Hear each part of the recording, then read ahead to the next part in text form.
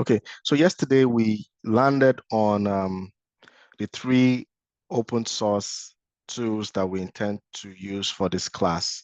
And the first one we talked about, we went through the components of what a vulnerability assessment tool is, and we used OpenVAS as our reference. And we went through the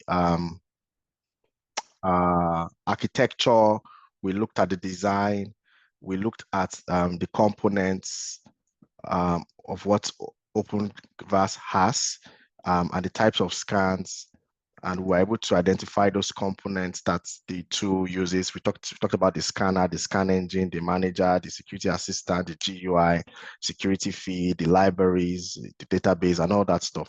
Then I compared them with the other tools like Nessus, Tenable Nexus, that also looks similar to, has the same function as OpenVAS and has similar components. Like I said, for those of you who missed yesterday's class, the whole idea is to show you what a generic vulnerability management tool or scanning tool is all about.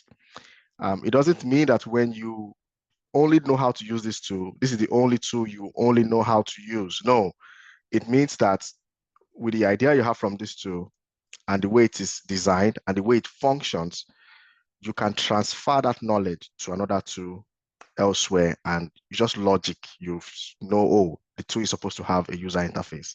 This is my user interface. The tool is supposed to have a login interface. I can log in as a user. I should be able to do administrative functions. Do I have admin access? I can. Are there groups? Can I invite other users and give them different permissions? Can I launch a scan or a task? What helps me to run my scan engine? What manages the whole communication within the system is the manager, right? So how does the tool identify vulnerability? It uses the threat feed or libraries, hooked into, maybe they have their own library and they're also getting from other threat intel sources. So those are the components. So it's not limited to just these two. Then we talked about Tenable yesterday. So for Tenable, it's also a vulnerability scanning tool. And I also showed what the design looked like yesterday. And that design has a scanner, a manager, a web interface, a vulnerability database or threat feed that has a, for OpenVAS, we said it's NVT, which is I think that was the NVT was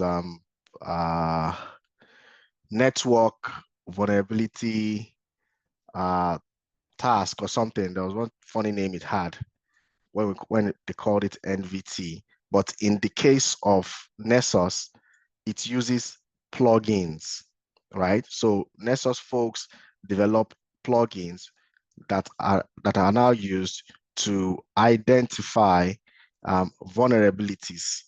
But in the case of Nessus, OpenVAS, it is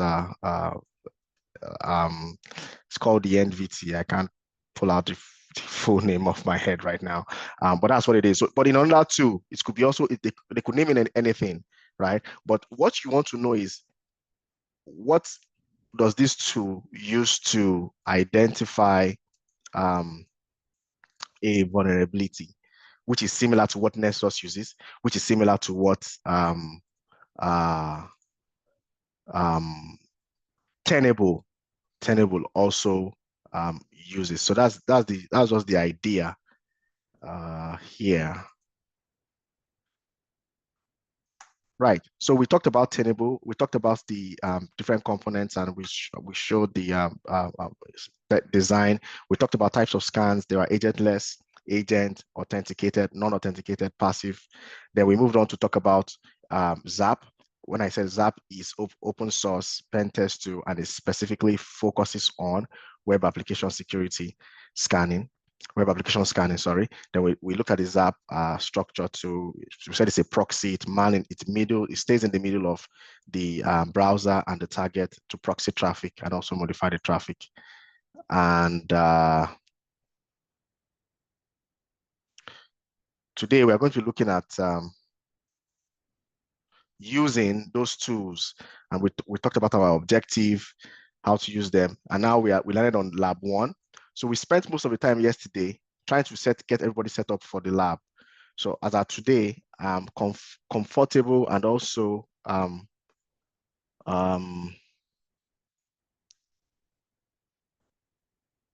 thank you very much for this. Ola, thank you very much.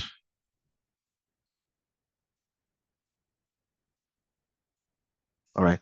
So today we are going to now go into using those tools. Okay.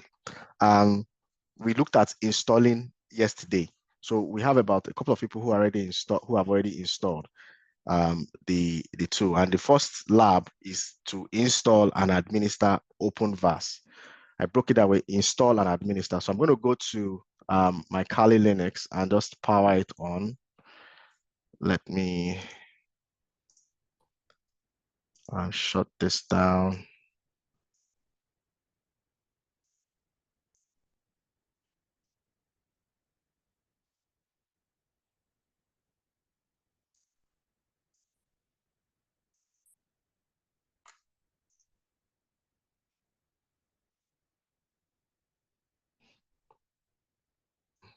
Let me suspend it instead.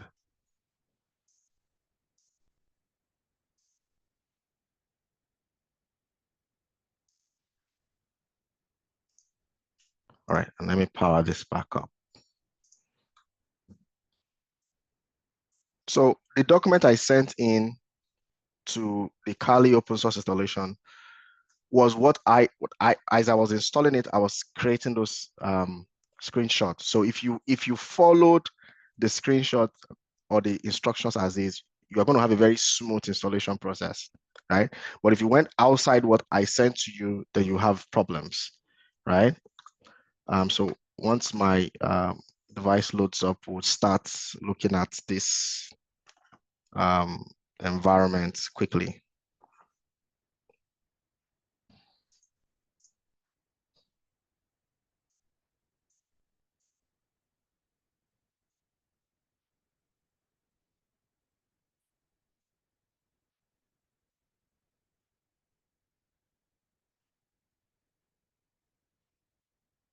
So what we are going to be doing across the 3 environments, the Kali, we're going to install Nessus. We're also going to install OAuth. So we go through the whole installation process and we look at the various components, also the main components inside. Then the next thing we're going to do is now we now go into our maybe I'll probably just do it one after the other. We install OpenVAS. We look into all the components of OpenVAS.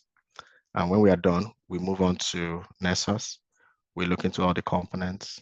When we are done, we move into OAuth. We look into all the components. Then we can do configuration and do our scanning. Okay, I think that'll be clearer than.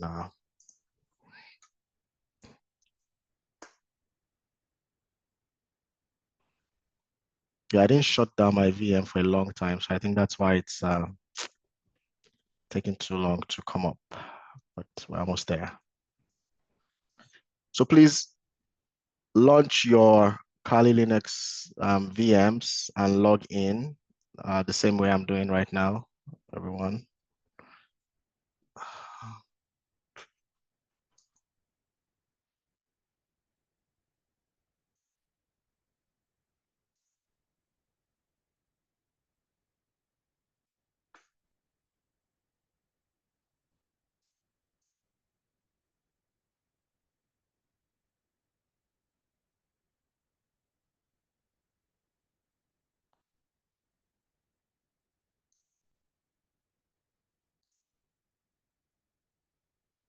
Okay. For those of you who had already installed this, I hope you copied out your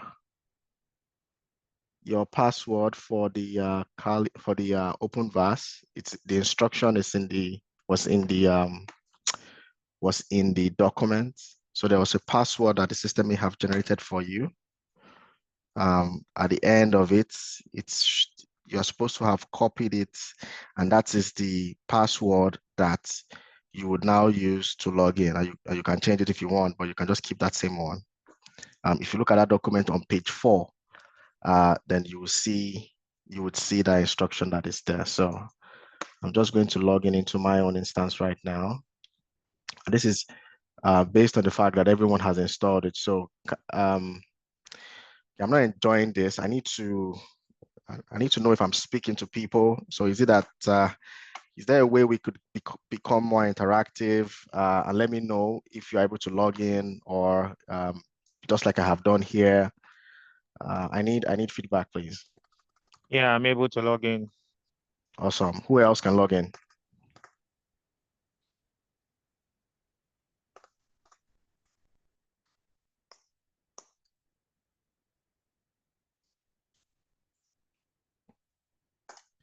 Hello, people, are you there? Turn on your mics, please. Open your mics. I want to hear people talking. Yes.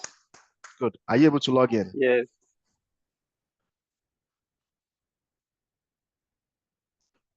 I can't log in. Raise up your hand. Mine is I still just loading. I took a picture of the password, so I'm trying to put it now since you just talked about it. Okay. Adisa. I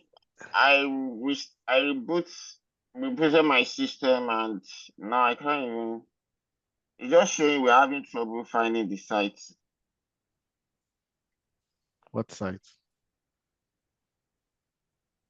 The lookup port.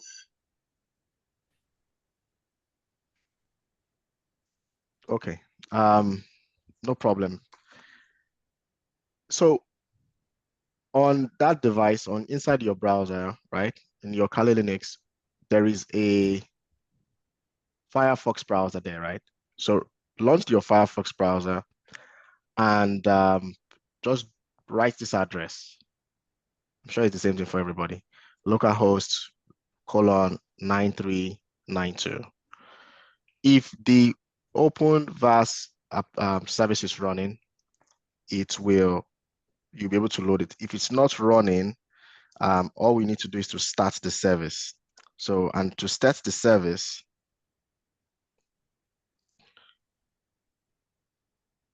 you can simply go to your GUI here in your Kali, click on it for applications, right? Then you go to vulnerability analysis and you say start GVM start. So if you cannot load your page, maybe the service has stopped. So just come here, come to this applications, vulnerability analysis, GVM starts, and the service should start. Okay. Then you can try again. All right, let's just move on. So typically when you install your vulnerability tool, there are different ways you can install it. In this instance, because we're having a lab, we installed it on a workstation.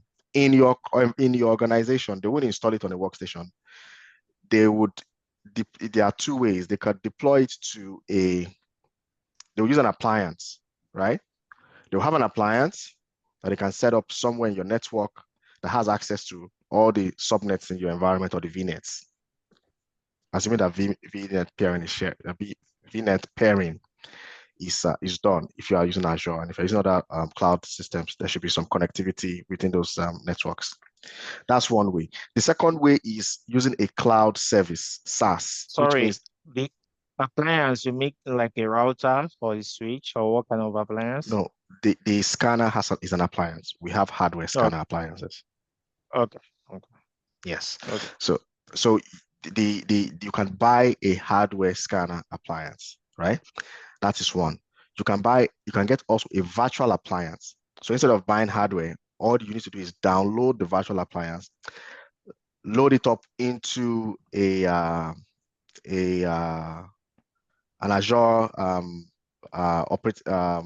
virtual machine, right? Then launch the application from there. The last way is using agents. So they could just deploy agents to systems, and those agents will communicate back to the SaaS tool. So those are the three ways typically you have it. Either there's a physical appliance installed in the environment, a scanner appliance, or they virtualize the appliance. That is a virtual appliance that you can now install on a Windows virtual machine on Azure, right? Taking consideration of the specs that this appliance needs. They set it up, they define the subnet is going to be on, or the network, and they set it up, they spin it up, and you can now connect remotely to it. Or they have a combination of the three with agents. So those are the different ways that you can have it. So let's assume that now it is installed and you want to start getting to use it. But before you get to, before you start using it, you need to understand what you are using, right? You need to know what the components of the tool is. So we'll go briefly looking at what are the features of this tool that would be useful for us. Okay, let me do this. Yes. So what are the features of this tool?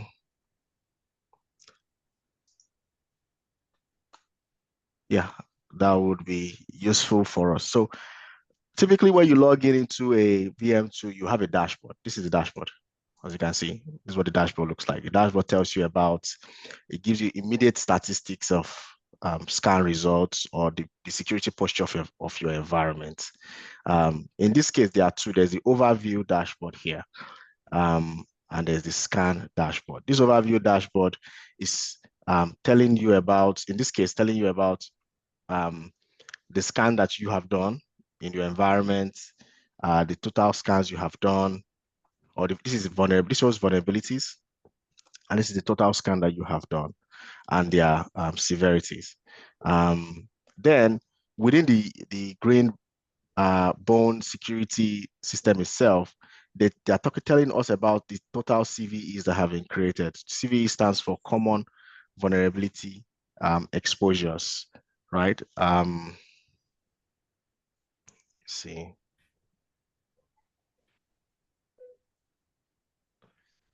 Right, we'll talk about CV down the road, but I want to explain I it don't here. have anything on my dashboard. I have total of zero. You wouldn't have because you haven't done anything, right? I have because I just tested mine at some point. That's why I have. Oh, so what? Okay. So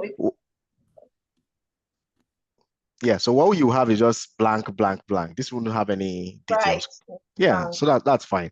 The reason why it's like that is because you are going to actually do a scan, then this will populate. Okay. But is this blank also the CV created by time? This two should not be blank per se. Yeah, Okay, maybe actually blank. okay, maybe because you just installed it, but that's fine. So on this dashboard we have a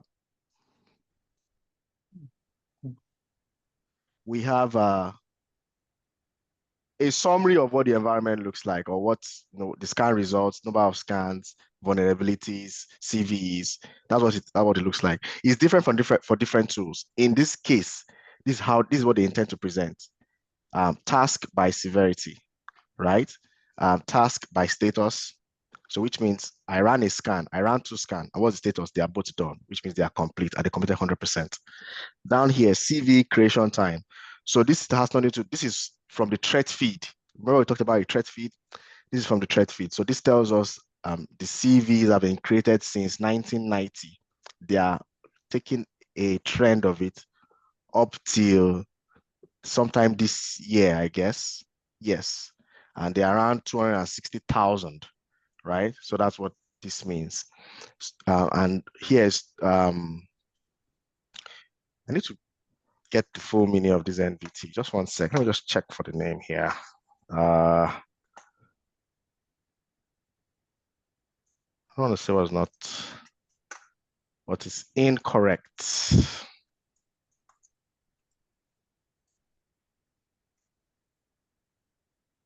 Yes. So this is called network vulnerability tests. I don't know why I keep forgetting it. Network vulnerability test is called MVTs. Now, these MVTs are the same thing as plugins.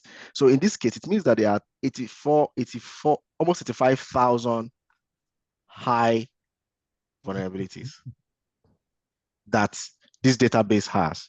There are almost 50,000 medium classification vulnerabilities that this database has. There's almost 5,000, and here there's almost 3,000 lows, according to this. On other systems, you might see different information, but the idea is the same thing, right? Now let's move on to the next tab here. This tab is called scans. And remember what we called, what OpenVAS describes scan is called task. So we have task in here, then we have reports, now results. Now results and reports are different. Results is when you after you are done scanning, what are my results? Reports are what you prepared and you download in terms of PDFs and all that puts it in different categories. And of course, a scan, the under here is vulnerabilities. So when you're done with a scan, if you come here, for instance, it's supposed to list you all the vulnerabilities that your system has discovered. And in this case, it has broken it down into different categories. So this is vulnerability by CVSS and vulnerability by severity class, right? Now, CVSS means common vulnerability scoring system. So that scoring system is used to, I think we've talked about this before, is used to assign a severity to a vulnerability. It's used to assign a severity in a vulnerability. We talked about this when we're talking about prioritization methodologies, right? All security assessment to maintain a database of vulnerabilities, which we already know, right?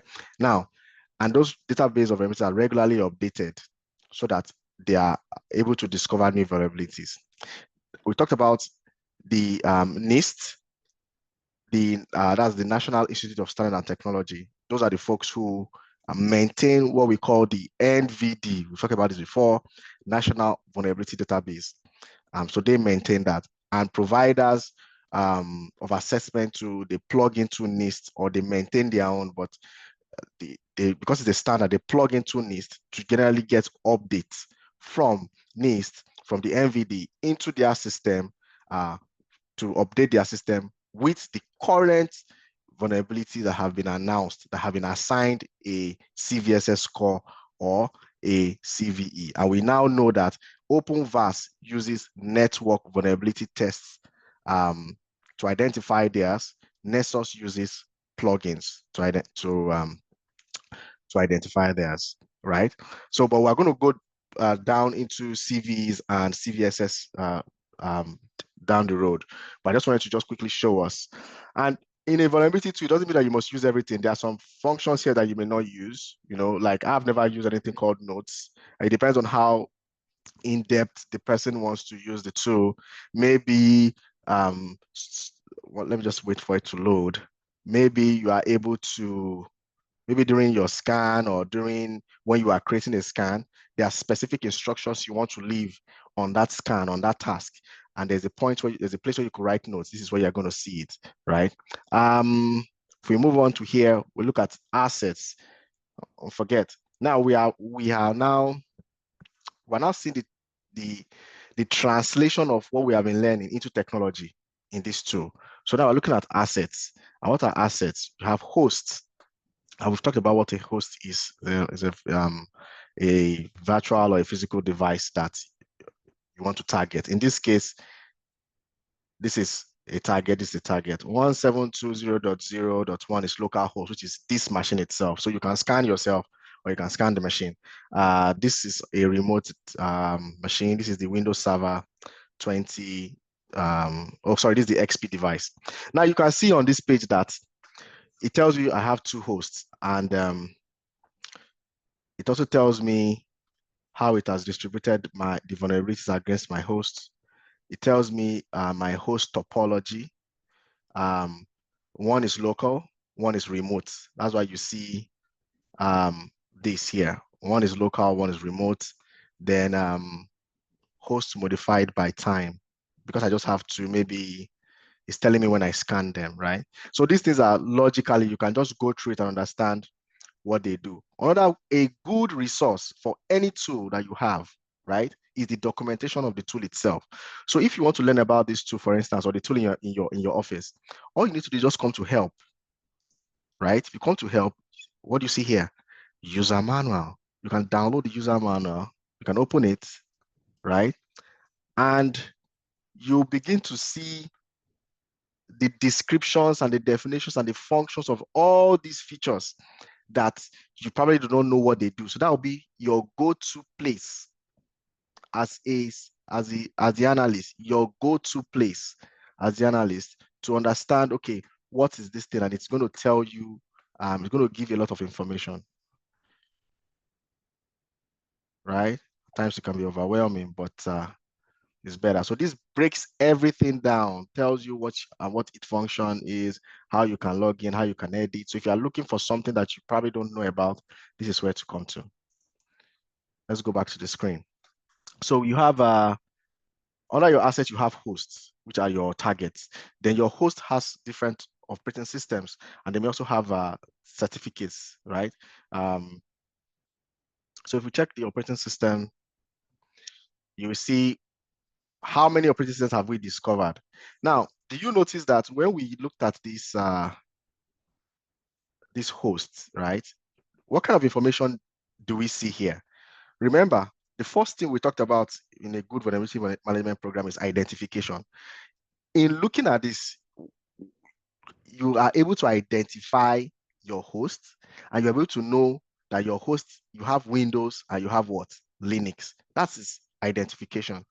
The reason why we only have two here, because I only scan two devices. Assuming we had a /24, which I'm scanning about 254 or 55, 254 IPs. You're going to have a whole bunch of hosts in here with their IP address, with their host name, if they have been given a host name, and with their operating system and their severity score. So I think what they did here is to put severity high here, because this will be the highest severity that this system has. This one does not have a high severity. The highest it has is medium. So it's going to represent it as the most severe vulnerability that exists on this machine is a critical, is a high. That's why you see high here. So you also have to understand the kind of tool you are using, right? So here it talks about TLS certificates. So what's TLS? Transport Layer Security certificate. So, and these are the certificates that protect communication between browser or between browsers or emails and a server. They are transport layer protocols security. And how do you get certificates? If you look at your web browser, there's what they call certificate store in there, which has been shipped with your system. In Windows, you will find the root CA of almost all the well-known certificate authorities in there.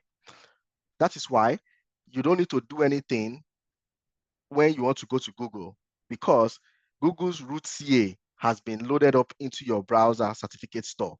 So if you want to establish a secure connection between your web server, your browser, and google.com, all you need to do is to type in google.com, and there's going to be a handshake between your browser and the server to connect, and they will negotiate between themselves on the TLS protocol to use. And from there, they establish a secure connection. And in that point, you say you're having a secure connection. That is what is responsible for the HTTPS. So anywhere you see HTTPS, it means that the web browser there's a certificate, TLS certificate involved in that connection. So in this case, it discovered a common name. This is a certificate for, it probably exists on, what device would this be? Let me see.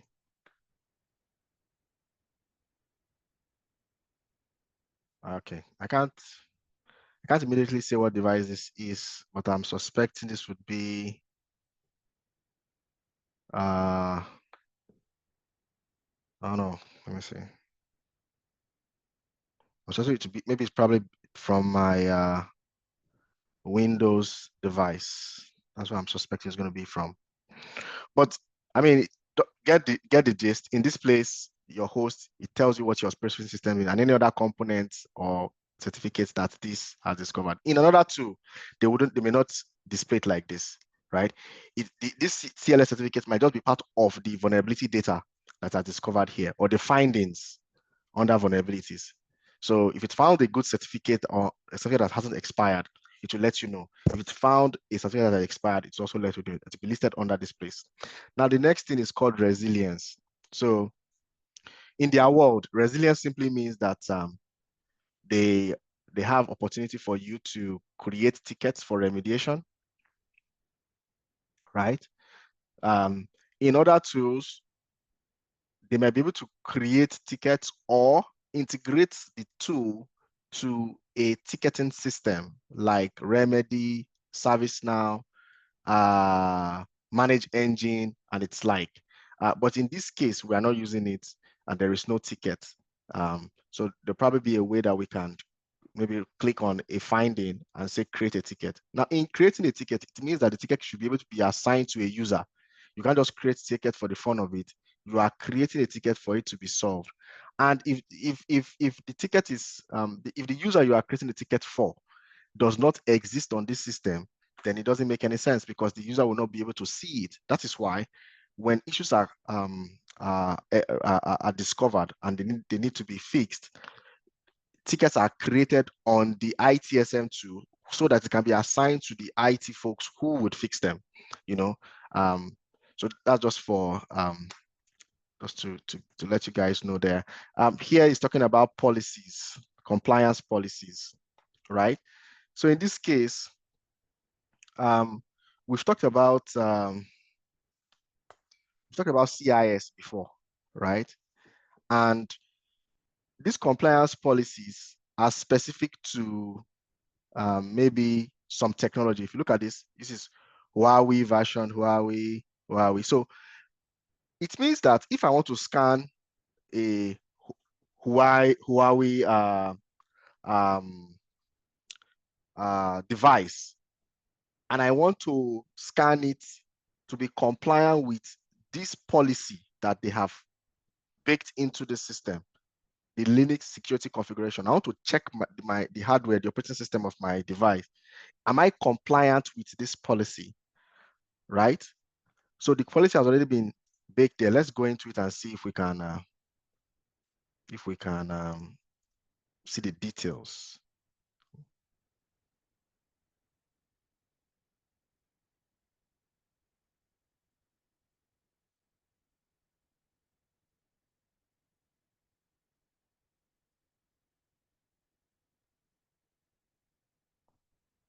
Let me see.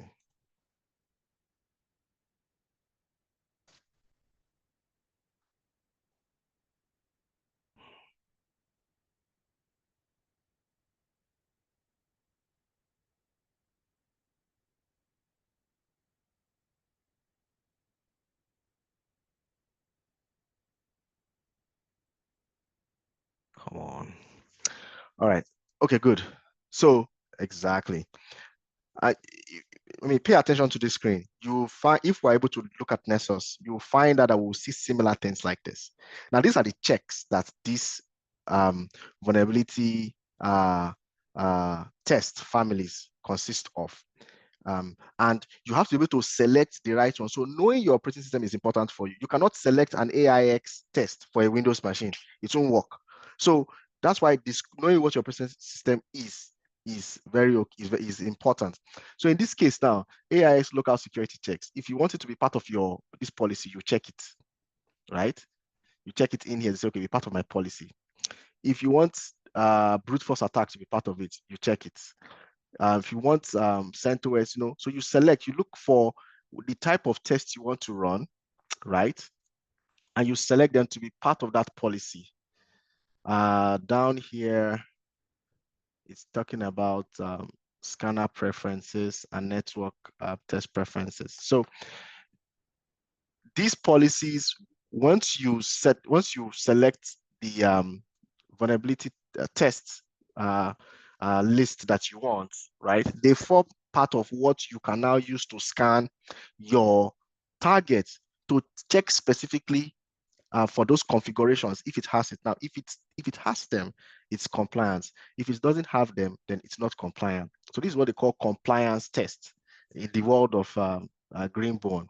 This is another one, security hardening guide. You know, we talked about CIS, Center for Information Security, and they have what they call the CIS standard. Now, I'm very sure that we should be able to upload any standard or any policy or create our own custom policy if we so wish. How do I know? You can see this button here. It says import policy. So I can get a policy for somewhere.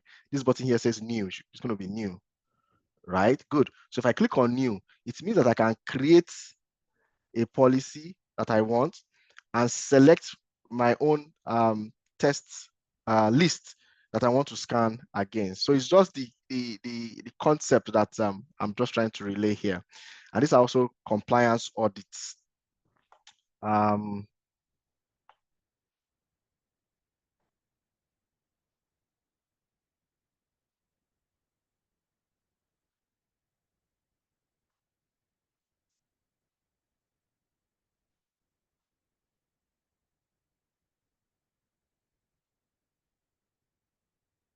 Right. In this case, there are no compliance audits because we haven't created one. So we can create a new one. If you want to audit a system, is that what it means? You select give it a name. You select your targets, your host. Do you want to create an alert, a schedule? You can see all the things we've talked about. You are now seeing them in, as it is being presented in the technology. So it depends on what you want to do. The tool probably has those features for you. In this case, this is the security info section. This is where we talk about the NVT, which is the test list, which is the test database. You can see here they're all listed here. The different issues. These are over 114,000 of them, with their corresponding CVEs, right? A specific issue can have multiple CVEs, as you can see here. So which means that if you scan your system and you see them popping up with different CVEs, it simply means that the system is vulnerable to that. Is vulnerable because you have been able to discover that CVE on the machine.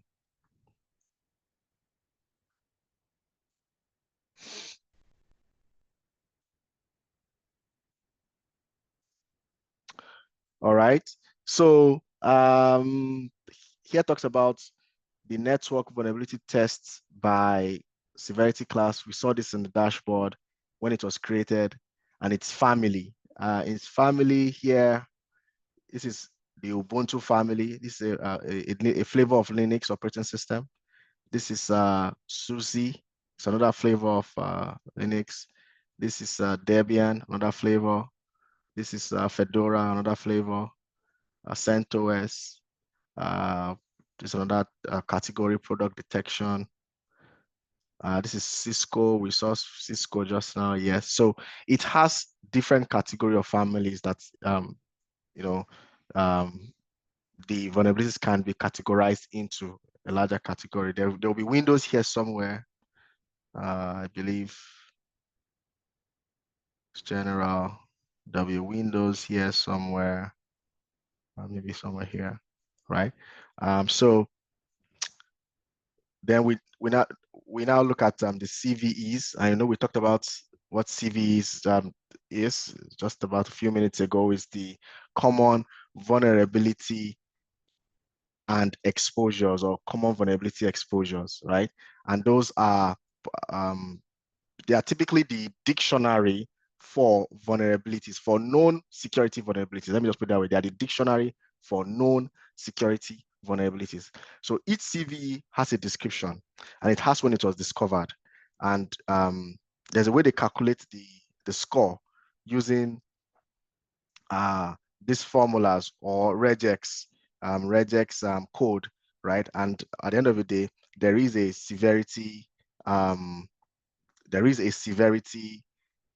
number assigned to it, and there's a severity score assigned to it. In this case, it's 6.1. We're going to check those out.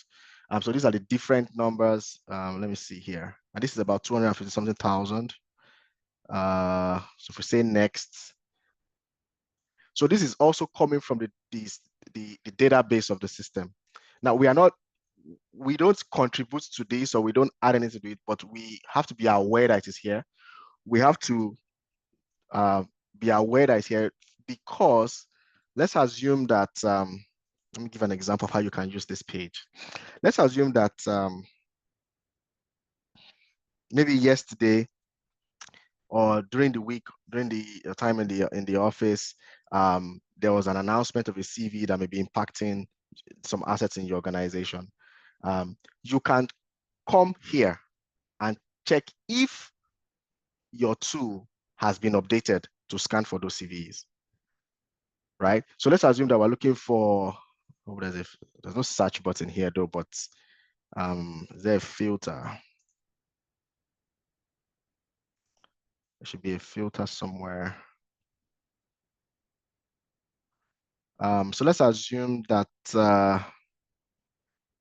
you have, maybe you're looking for this particular CV, just for instance, right? You can come here, or you know what? Let me use this one because it's the network vulnerability test. So let's assume that there's something that has been announced, but you want to now know if your tool is able to find it, right? So you can come here under your network vulnerability test to see if your tool now has that CV. So let's just do a random search. So let's say I'm looking for CV of 2019 dash 29007, for instance, right? So if I say enter,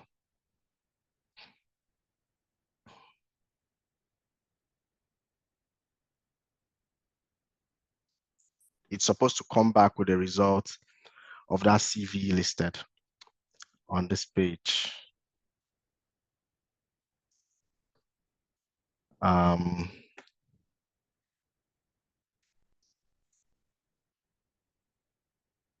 Let me see, just taking a sweet time.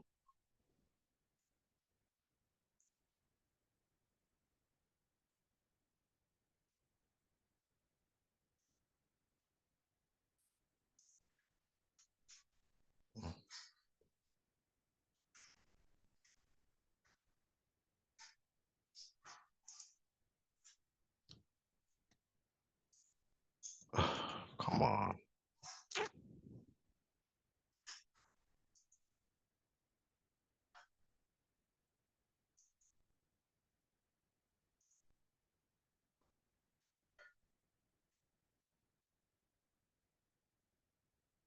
So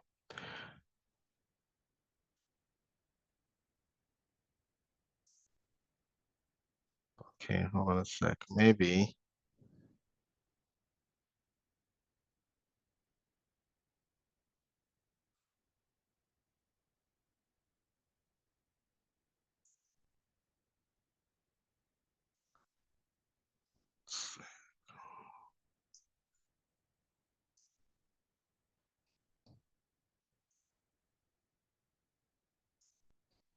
let me check something.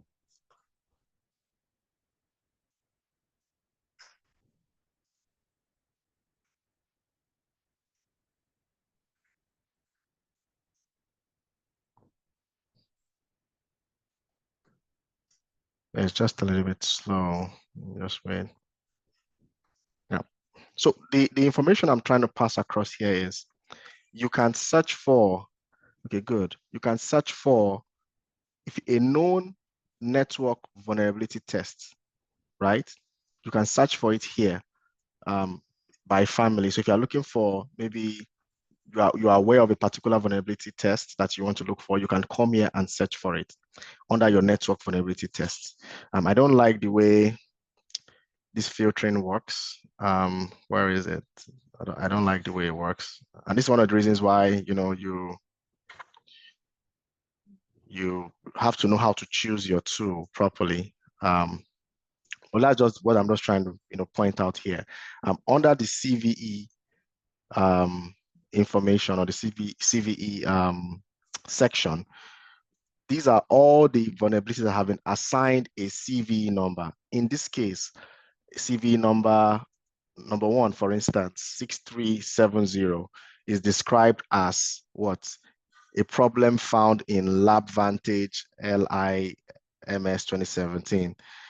Affected by these vulnerabilities is an unknown functionality of a file in this file path, the JSP, of the component of post request handler.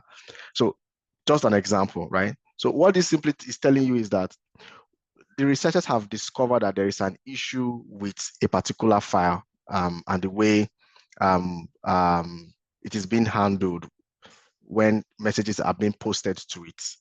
And maybe it's now been able to get manipulated. If you read what they are saying, and it said it leads to cross-site scripting.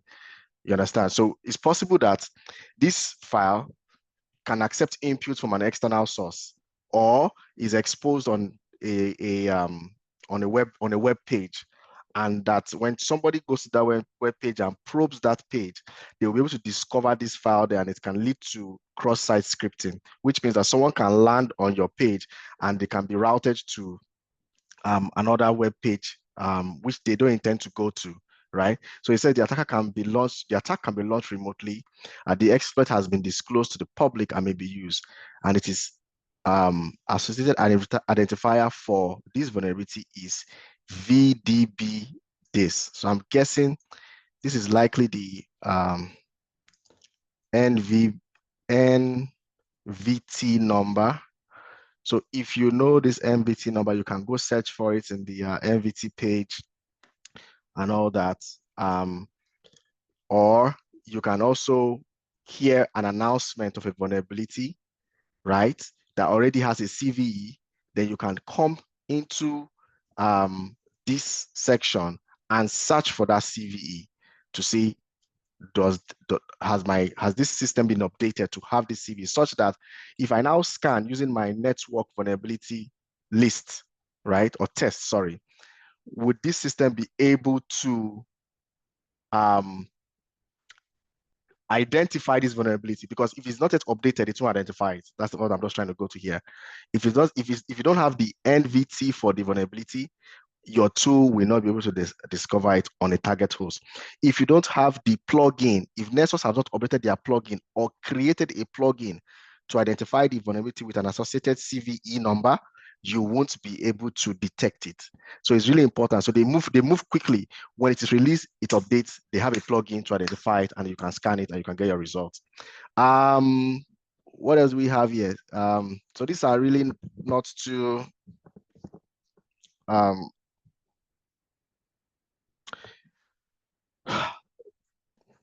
so the focus, what I've seen a lot of folks do, or all the work I have done and in the past, and with the experience that I've seen out there, the focus is usually on the CVs and the CVSS scores and numbers, right? For the CPEs, they are more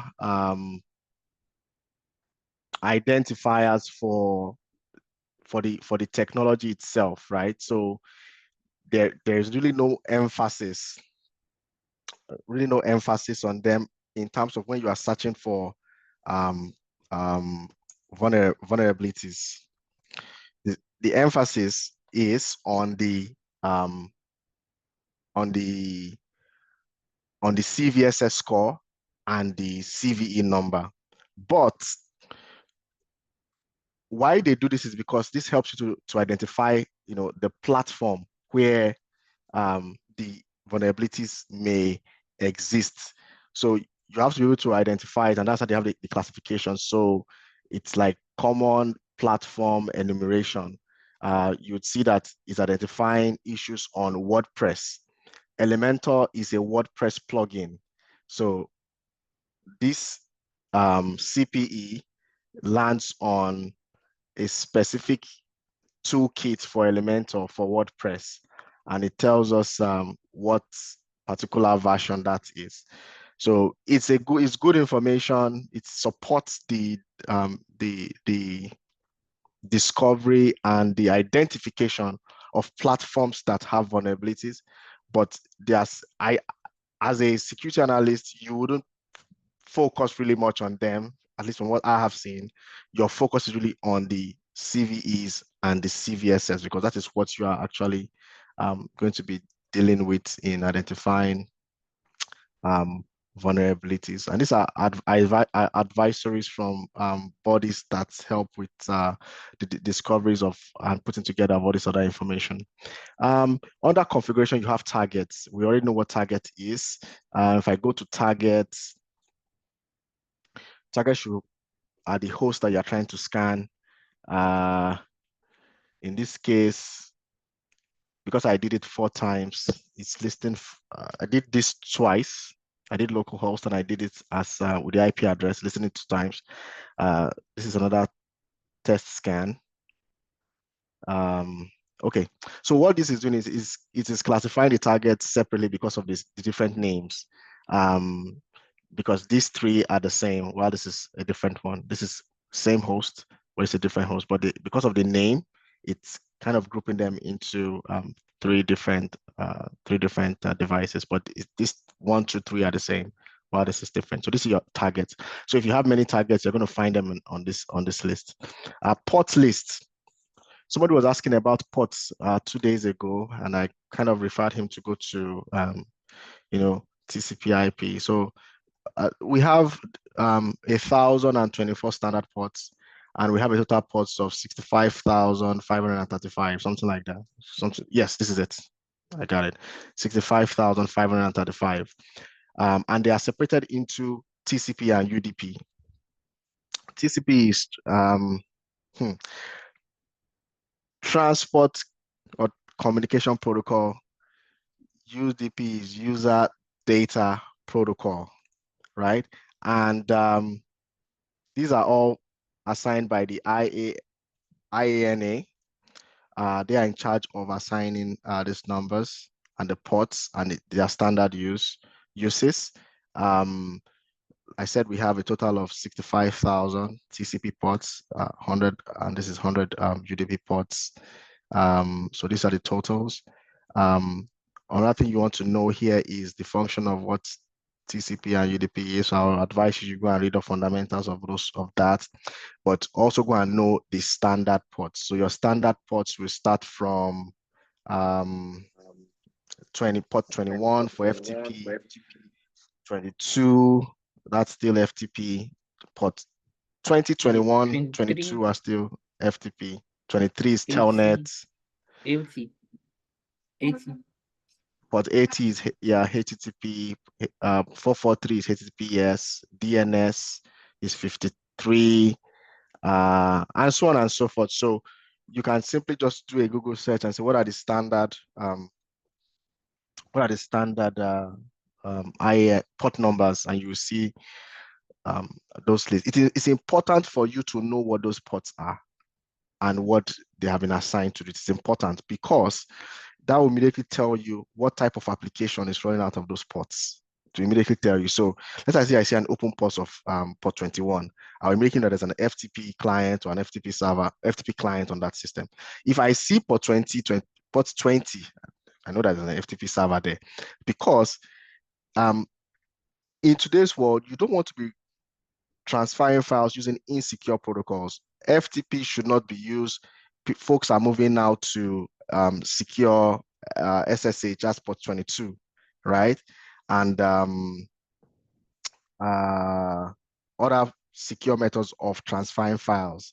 Even TFTP should not be used, because TFTP is also used for transferring large files, and that should also be used. I think we also have port 161. You have 3389 for RDP, that's remote desktop. So when you get on your machine and you say you want to remote desktop to another machine, that is that protocol on that port that you are going to be using. So knowing the standard port numbers, knowing what TCP is and what UDP is also important, and the type of services that use them is also important. Credentials, we've talked about credentials already. This should be 0 because we don't have credentials that we have set up that we want to use for authentication. So this should be straightforward. So you can easily set up credentials if need be, or set it up as you create task. So let's assume I have a system that I want to connect to, and I have the username and password. Remember, I was telling you guys yesterday about username and password as created to log into devices. So this is what it means. You put the name, comment, what are the options? These are the different options it has. It has the basic authentication, which is username and password.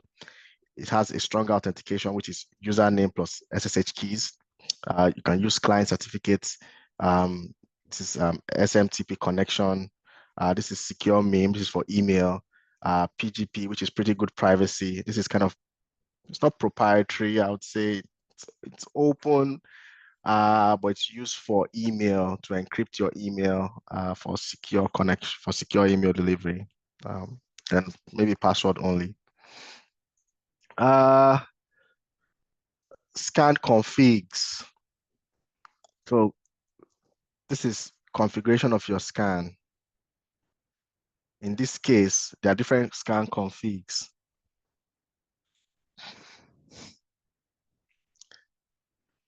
In this case, there are different scan configs. You have basic configuration templates. Let's see what this basic is about. So it says basic configuration template with a minimum set of network vulnerability tests required for a scan. So if you look at the details of that, you'll be able to see that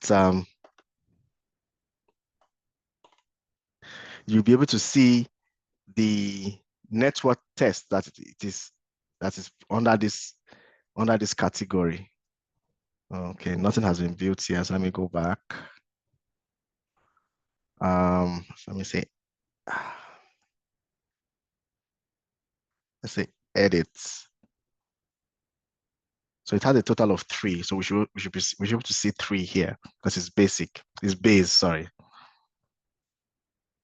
So which means if we want to scan a target, we have the luxury of selecting any of these scan config templates for our scan. If we want to do a base scan, if we are satisfied with the network vulnerability tests list that is here, then we can just select them and use it. So in this case, let's see.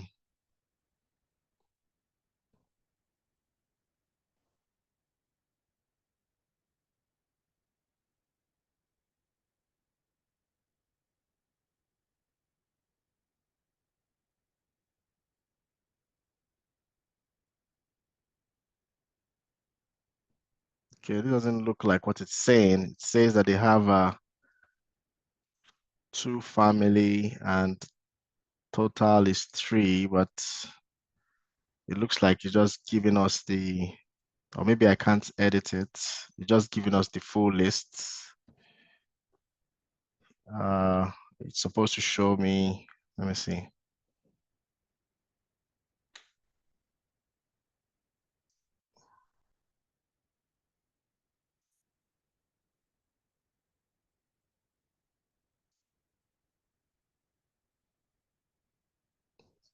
Okay, this is interesting. So it's supposed to show me what those 3 NVTs are, but it's not doing that. So if you look at this one also,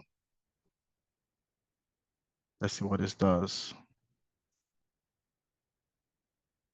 My assumption is if we use that base config to scan, it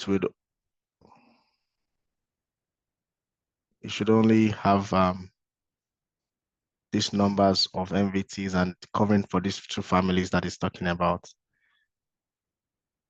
So in this case, it's just bringing us to the,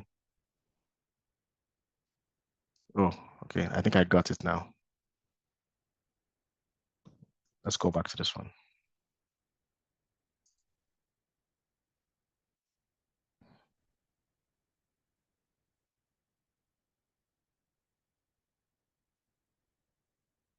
the act of doing the scan itself is a very simple process, very simple. It will even take us 10, 15 minutes. But knowing what these components are is the important piece. Scanning doesn't take, to set up a scan, less than 10 minutes. Yeah.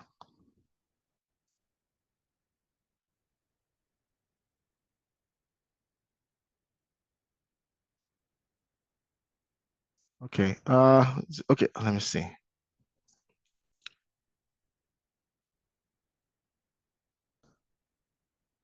Okay, I think I got it. So if you look at this port scanner, 2 of 9 is selected. Service detection, 1 of 270, 247 is selected. So those are the 3 that are selected. But I think he didn't check it. I don't know why I didn't check this. Let me see what's happening here.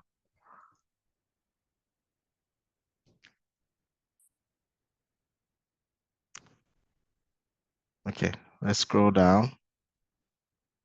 There should be one. Oh, come on.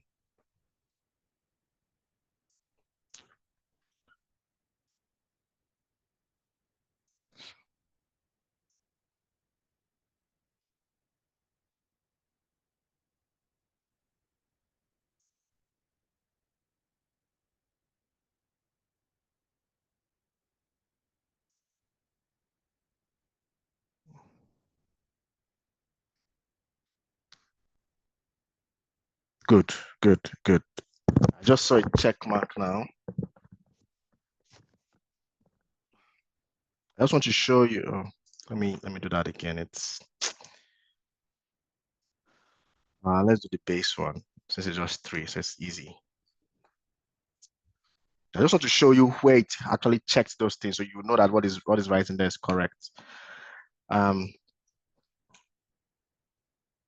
I'm going through this also the same time we are all going through it, so that I can exploit with everyone to see that whatever is written here is also correct, and also how do am I supposed to understand it? And I'm trying to explain that so that you know how you also kind of understand it. So if I want to know what 3 network tests, I'll have to edit it and come and check what was selected in here, right? So I was here, port scanner, 2 of 9, here, service detection. So it means that if you only want to scan a device to know what ports are open and what services are running, base scanner is your scan config to select.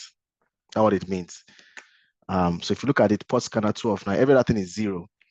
And if you now want to know exactly what specific configuration is under the port scanner, then you can go into it. You can see it's selecting the Nmap wrapper and the open VAS TCP scanner. So, and this consists of 25 and 14 preferences, if that's the right thing they call it, that is required to conduct this scan, right? So Nmap is a port scanner. We already know that it's a network mapper. So, and it's good, and I think it's arguably the best network mapper in the world. That's what everybody uses. And also the what's this one? Okay, this is ping host. So it's using Nmap and ping host. So it has 14 probes that you can use to do a ping, and it has 25 for Nmap to use to detect what the service is and what the port is running on them. So I'm just going in deeper to see what port is checking for, right? So as you can see, these are additional ports. 137 is SMB. 587. I think that's email 587, port 587. Not sure. Let me check what that is. Yes, SMTP 587 email, correct. Then 8081 is, people use it for HTTP traffic. Then this is just the basic configuration. So also try with only -sp, no, So if you understand the map and it's configured very well, you'll be able to, adjust this to suit you what you want. The timing policy is normal. We talked about aggressive yesterday, and this is the fun part of that scan. Here, do a TCP ping, it says no. Do an ICMP ping, yes, that is your ping. That's the ICMP ping. Use ARP, address resolution protocol, no, because you don't want to probably get the MAC address of that info, or you don't want to send a request that would ask who owns this MAC address, just not to create more noise on the scan. That's why it's basic. So it's tuned down as much as possible to reduce noise when we are trying to do the scan. Mark unreachable host as dead, not scanning.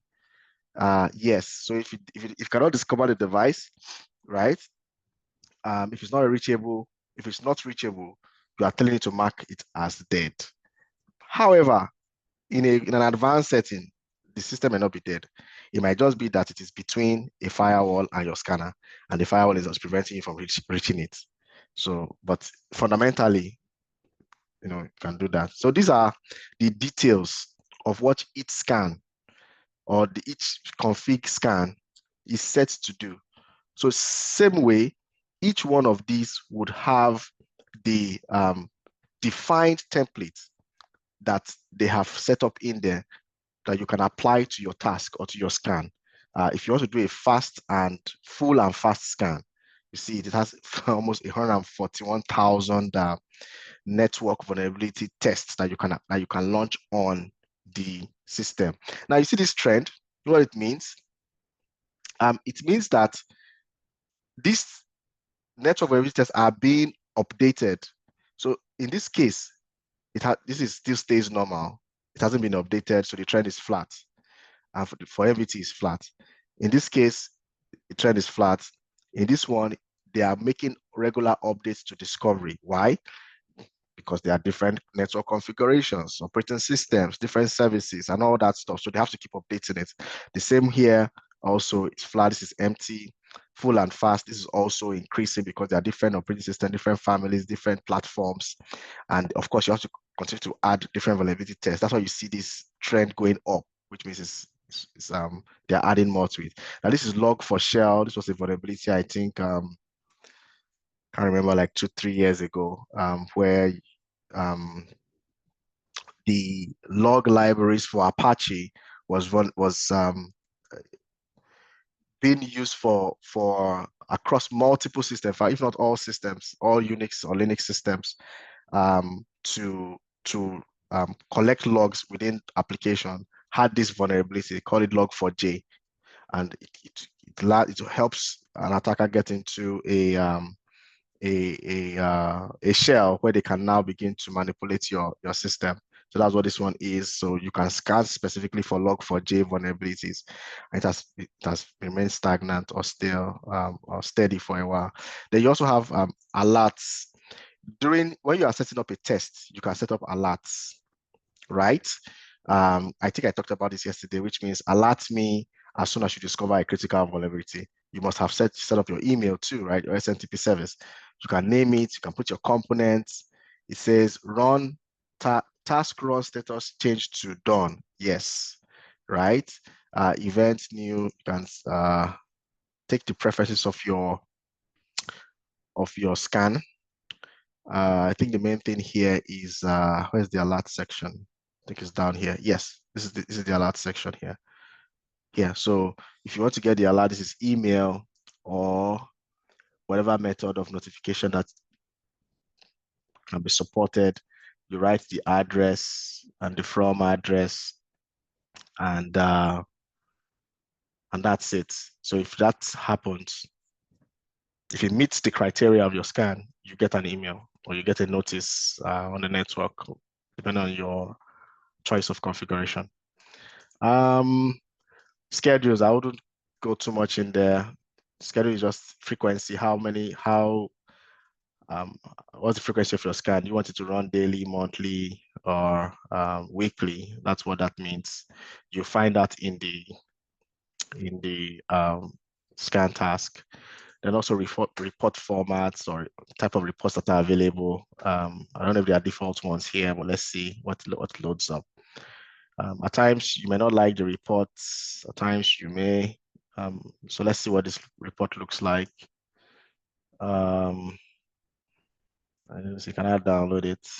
But anyway, if we don't take anything out of this page, we should know that you can get your reports in XML, CSV, PDF, in text, and raw format at least. So which means that when you are setting up your scan, under reports, you can say, give me a PDF report or give me an Excel report or a CSV report. You would only, I mean, it's rare. I've not seen anyone use XML because you're going to load it into a web page. It depends on who your audience are. But most of the time, these are the two options you would get to use, CSV and PDF. And of course, your scanners.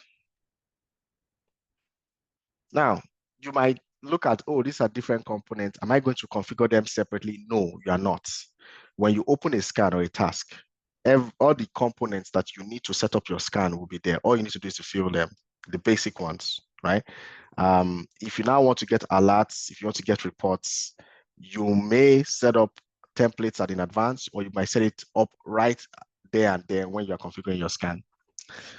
What is this? So this is it has two scanners, right? It has the OpenVAS default scanner and the CVE scanner.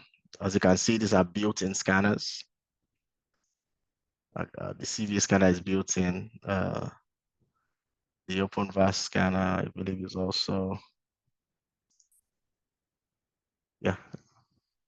This is the OpenVAS default. I think this is also.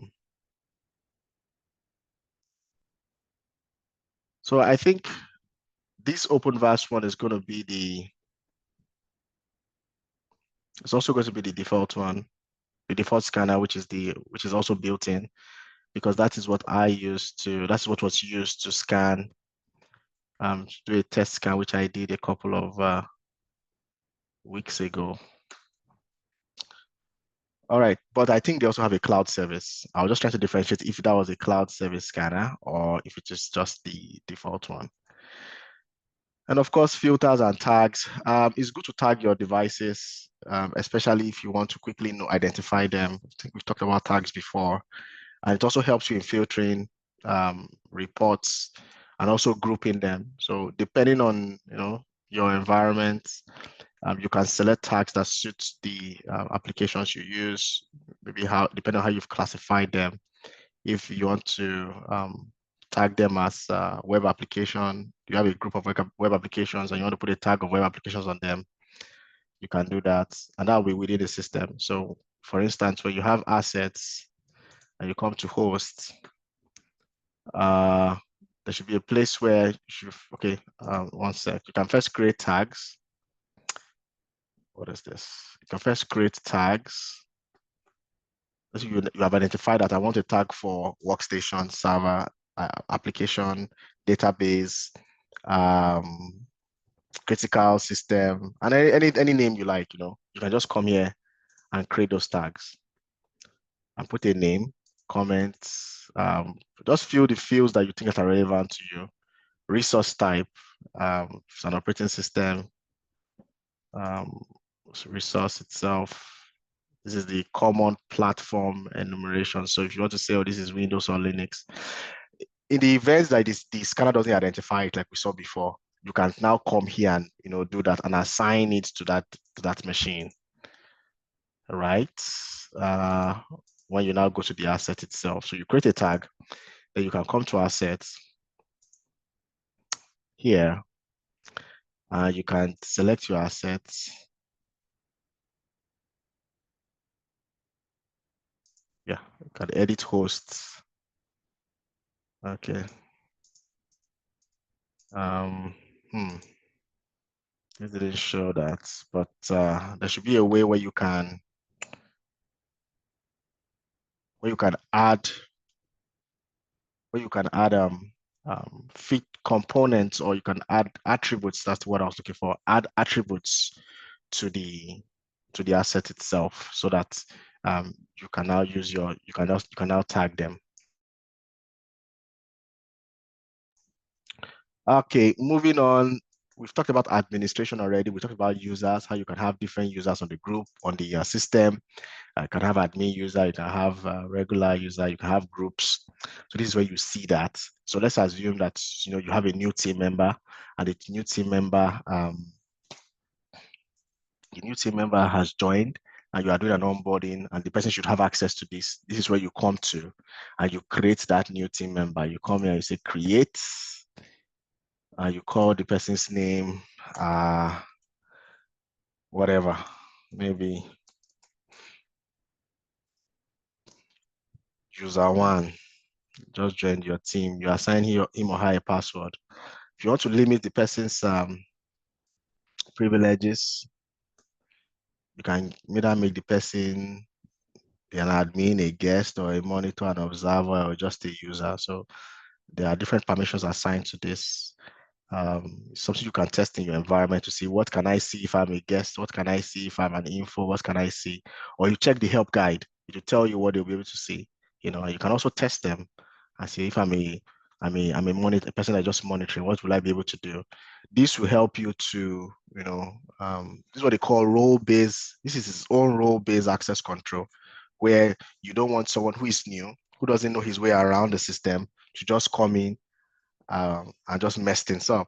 So you give that person maybe an observer, for instance.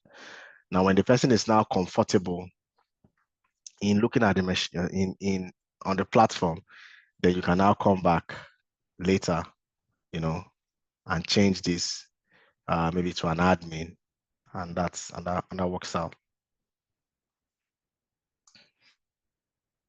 I don't think I'll dwell on this. We've talked about this.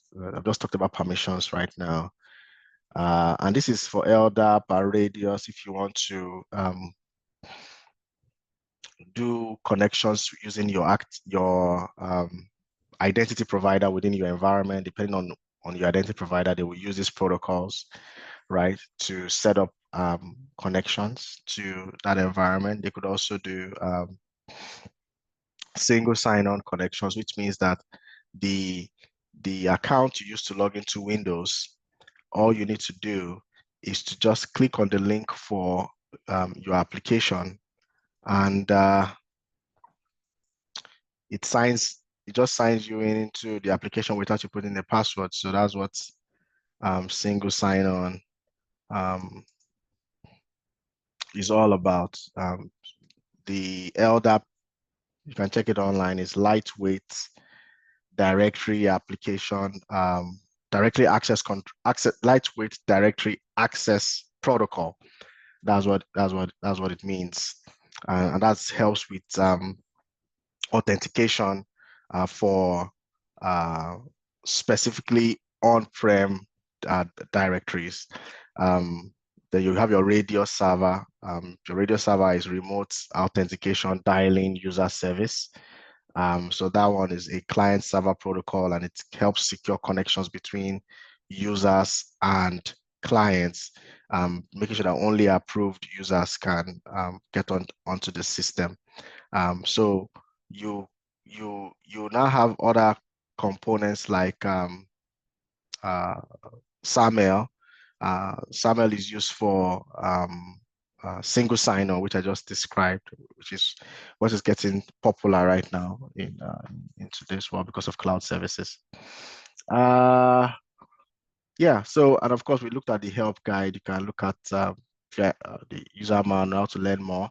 And also you can learn how the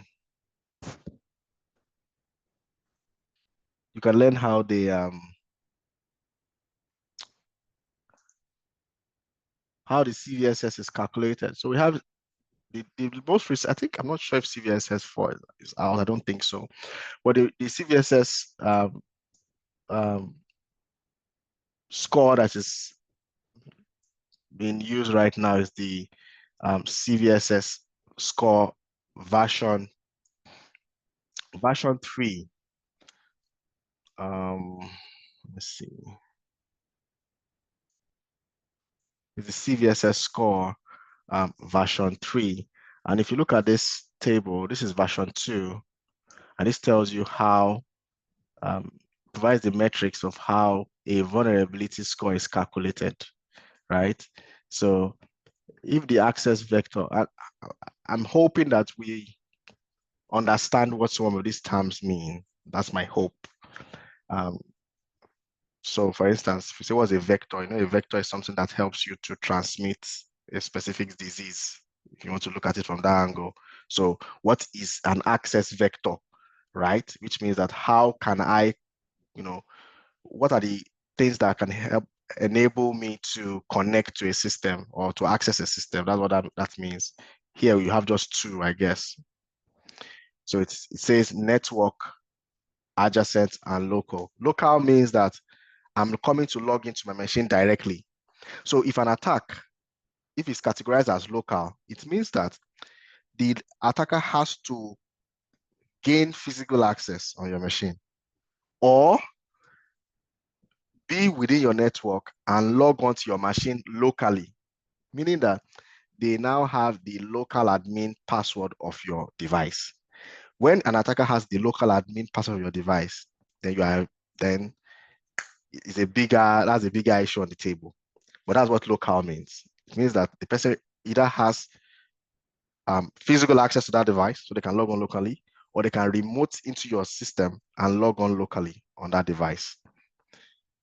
Then access complexity, as you can see, is either high, medium, or low. So they have moved from this score calculation, but it's still kept in there for some reason, which I really don't know. And they have moved to this in the way to how to calculate the CVSS score. But let me just breeze through this one. So access complexity defined with categorized as high, medium, and low, which means that how complex or how challenging or how hard will it be for an attacker to access the system or access the vulnerability, right? If the evaluation is that, oh, this is it's going to be difficult for the attacker to access the machine, then the access complexity will be high, right? But if it's pretty easy for the attacker to access the system, it's going to be low. I hope we're getting that. All right, the authentication. There are some vulnerabilities that require authentication for it to be exploited, right? So you have non-single and multiple. So which means, do I just need one instance of authentication or do I need to authenticate many times? Now, if a vulnerability requires no authentication, then it's bad, which means that they can simply just land on your device or land on your service and exploit it without authentication, which means there is no control. So which means that is bad. And that will have an impact on what the score is, right? Then what is the impact to CIA? We've been talking about this since we started this class. What will be the impact to the CIA of the assets, of the data that's being compromised? And it will be probably 3 of them. Partial, complete, integrity also, availability also. So depending on what you choose or what is the impact is here, it will inform the total score of the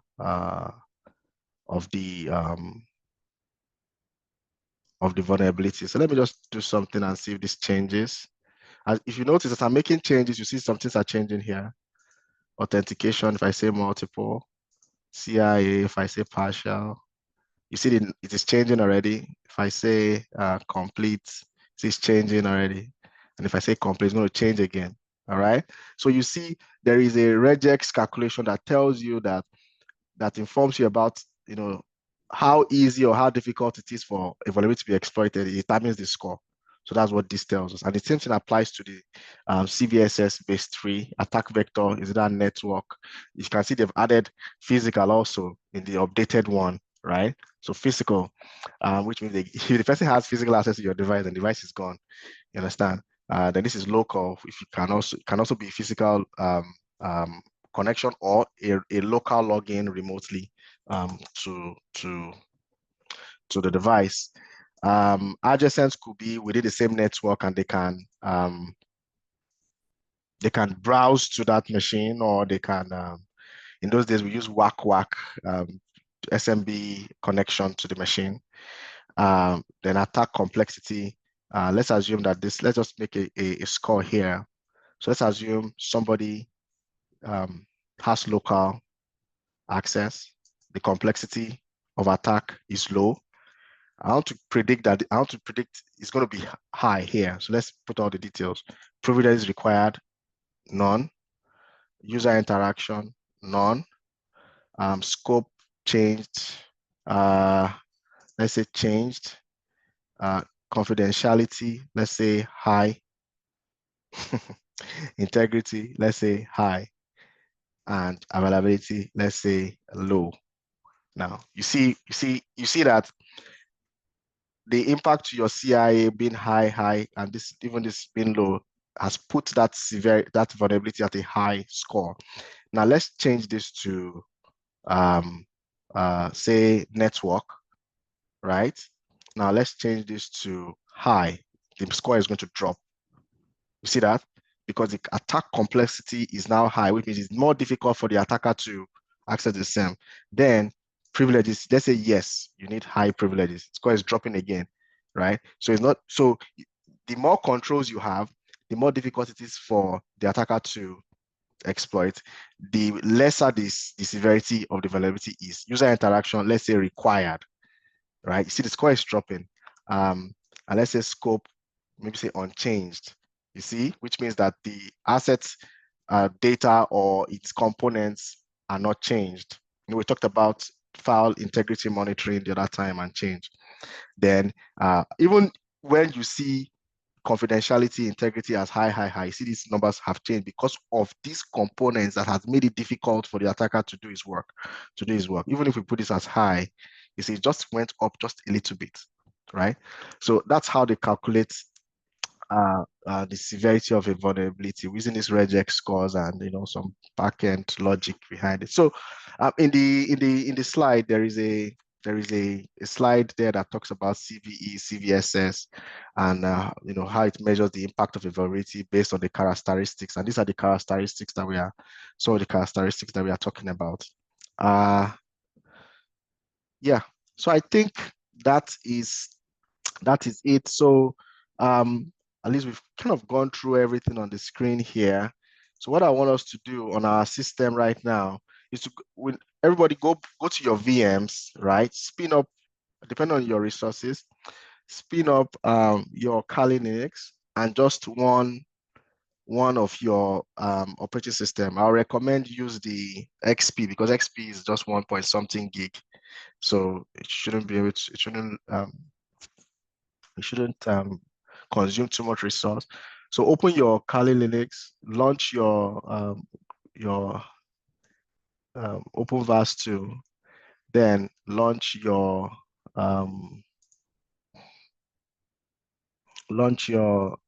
Windows XP. Sir. Yes, please.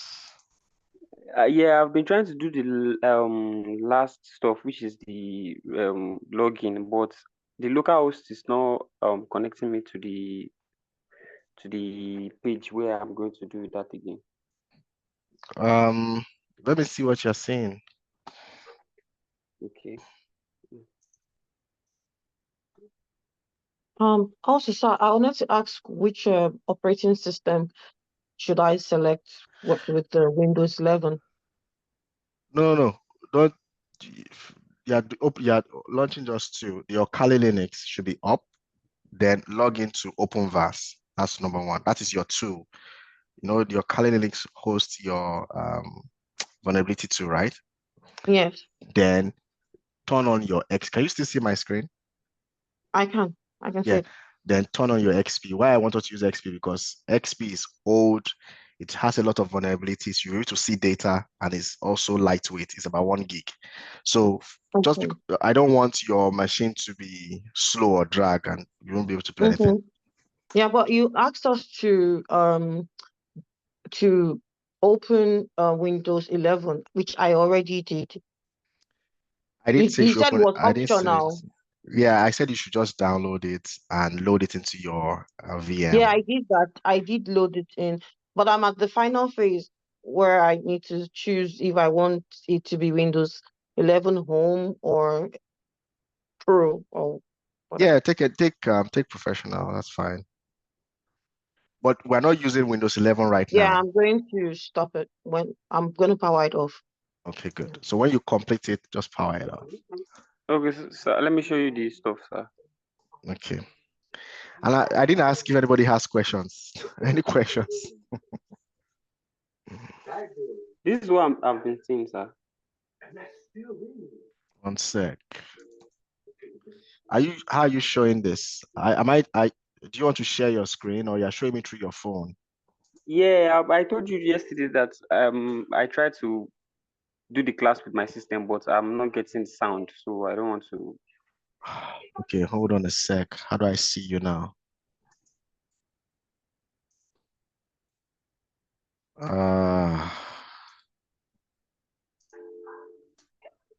Or I should quit the class and try to connect with my system again. Don't quit the class. This class that will end. Because Unable to connect. Okay, I think I can see that. Did you do what I said? Did you go and it says unable to connect. What did you write underneath? just unable to connect. An error occurred during a connection to localhost 9392. The site could be temporarily unavailable or too busy. Try again Okay. in a few moments. If you are unable to load any pages, check your computer network connection. That's fine. So can you still see my screen or have I stopped sharing? Yeah, I'm seeing the screen. I'm not sure if it's yours. Okay, what can you see? Is this my screen? Let me see. Okay, I'm still sharing. Okay, good. So this is what you will do. Come to this, I'm suspecting maybe the service is down. Fortunately, this is not an in-person class. Come to this, your Kali Linux, right? Yeah. And come to this application, this Dragon here. You see it? Yes. Click on it. Yes. Yes, done. Come to this. Can you see this? Yes. Analysis, yeah. Now come to this one. Start. Yes. I should click it. Yes.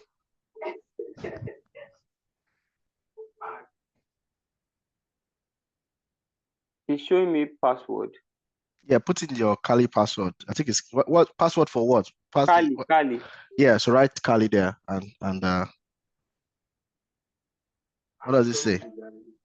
It said, please wait for GVM services to start. You might need to refresh your browser once it's open.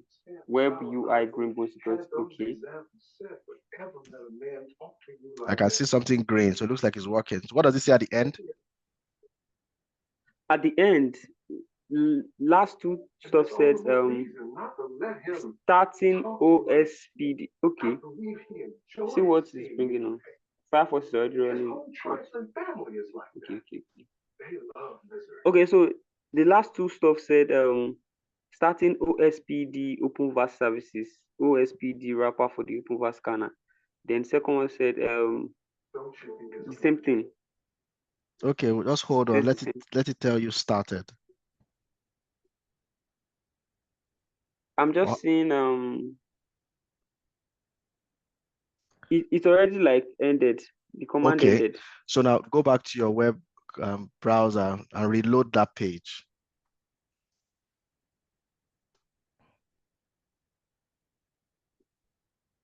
And make sure you have only one instance of that page up. So if you're opening before close it. Yeah, I think I got it now. That is it. So it's loaded.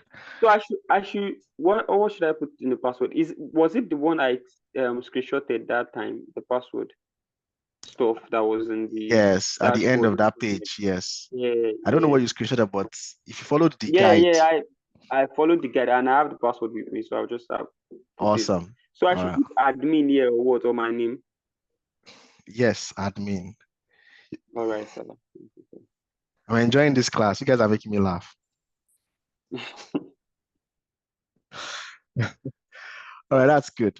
And funny enough, you see, this is how we all learn, right? Because we learn from people's mistakes. You learn from your mistakes. So let's just go on. So everyone is back on this screen. So what do we want to do? We want to scan. You have loaded up your XP. The first thing you want to do is you want to know what your IP address of your XP is. So go into your XP system and go and check for the IP address. So go to your command prompt and check what your I IP. can't do it, sir. My system is down. Why is it down? But I can see you. I'm using my phone for Zoom, but I'm using my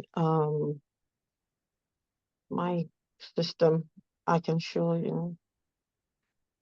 How do you flip this thing again? What of every other person? Oh, Labi, I've not heard your voice today. Adekunle. Yeah. What's wrong with your So machine? my machine is frozen. I don't know why it's blur. Oh, Okay. maybe it's the background thing, but my machine is. Yeah, Oh, let's do this. I know I said something initially. I said depending on the resource capacity of your system, right? I don't want you to load open up too many things at the same time. So if you have any other thing that you're not using right now, shut them down, right? Yeah, my mouse is also frozen. I'm just trying to get that to see if it will come up. So do a Control-Alt-Delete on your keyboard and go to your task manager so you can forcefully end whatever application that is freezing. Okay. Yeah. Delete. Need my fingers. So while you do that, for other people, on your XP machine, go to your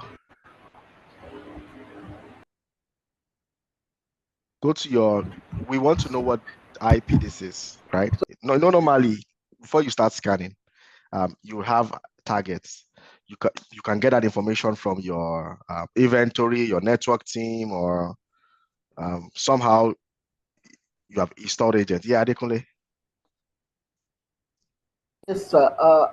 Is there any way one can retrieve the password for that open verse apart from creating another one?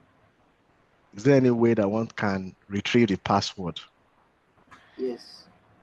Uh, why? Why are you asking? You I didn't think copy I it. wrote it down yesterday and I'm trying to log in today. It was not responding at all. So that's why I'll just be listening to the class soon. So that after I'll go and try it out. Okay, Thelma is Thank laughing. you. Yes, Uh, I was in the similar situation when we started the class. I was looking for my password as well. So I can understand, I can relate.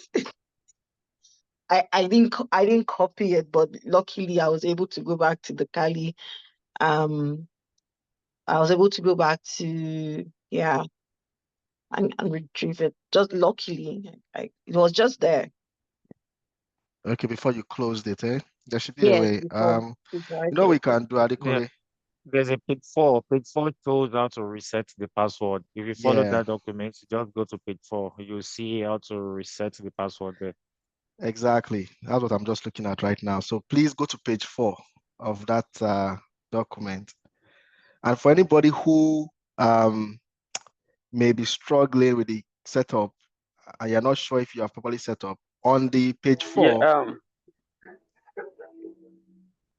Sir. I want to ask one more question. The Tenable Nexus download stuff. What I would in the answer that platform question part? yet. I would answer it. We are not there yet. So I will answer it. All you need to Okay. do, All right. just go and download those files, right? And stop at that point. We're not there yet. Let's focus on this one. All right, sir. All right, good. So go follow that step on page 4 to reset your password.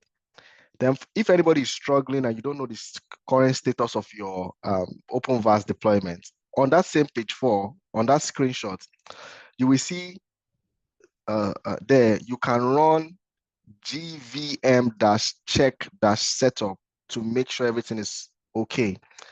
If you run gvm-check-setup, just follow the instructions afterwards, and it will help you correct whatever issue we have, right? So let's go on. So the reason why we are coming to this page on XP is because we want to scan our device. We need the target information. We need the IP address or the host name. In this case, I'm coming here because I want to know what my IP address is. My IP address is what? 192.168.52.121. In a corporate environment, you don't have to do this. Why? Because there is already a network. And if you remember when we talked about provisioning process, there would already been a policy that would say that you need to install vulnerability management. There would have been a process that came out of that policy that will now tell you that when you are provisioning a new device, you must have an agent installed, right? So Yes, sir. that would be installed. Then when you are setting up your vulnerability management system, you would know you can retrieve your network IP information, the network ranges of your corporate network or the different areas of a network from your network team. If you remember, we said we have stakeholders in this thing. These are the reasons, these are the roles they play. That is why you need them, because you will need information from them. So which means if I want to scan my corporate network and I'm not sure that I have all the information, and I'm not sure that all my workstations have agents. All I need to do is send an email to my network and say, hey guys, I want to scan my corporate network. I need the full network address ranges for this network. They will provide it to me. I now have my targeted network, right? But in this case, because it's a lab, we are doing it manually. I want to know what my IP address is for my Windows system is. I'm here, I got it. So when I know my IP address, I come here. What do I do next? I go to scan, right? Then I go to task. Remember, in OpenVAS, task is equal to scan. So you come to task. You guys are doing it on XP. You know what? Since I've done XP before, I want to do Windows 10. So I'll shut down my XP. Excuse me, sir. Yes. Sir, how do I get to this command prompts to get my IP address? So go to start, and in the search box there, you just type CMD. Okay, You'll on see the it there. SP. Yes, on the SP. If you go to start on your regular machine, your scanner will not see it. Oh. Yes, yes.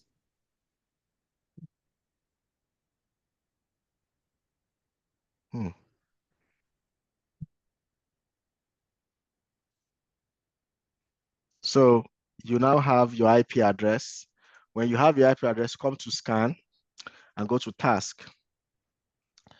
Now, when you come to task, Sorry, sir. You said I should go to start, then type what? CMD. C for cat, M for money, D for dog. Okay. Good. So you go to task. Where's everybody? If you are following what I'm doing, right? If you are following what I'm doing, please raise your hand up. I'm stuck at the command to get IP address. Type IP config. Okay, hold on. Let me be typing those things there. So go to start, type CMDB. Oh God, type CMD. It's a CMDB. Type CMD. Then at the CMD prompt, type am I supposed to type IP config? Now, when you type IP config, that thing will come up.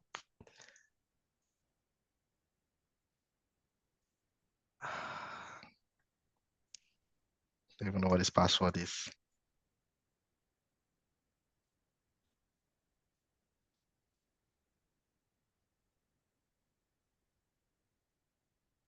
So after clicking on start on the Windows XP, I'm not seeing any point for me to like input the search option. The search option is not popping up, sir.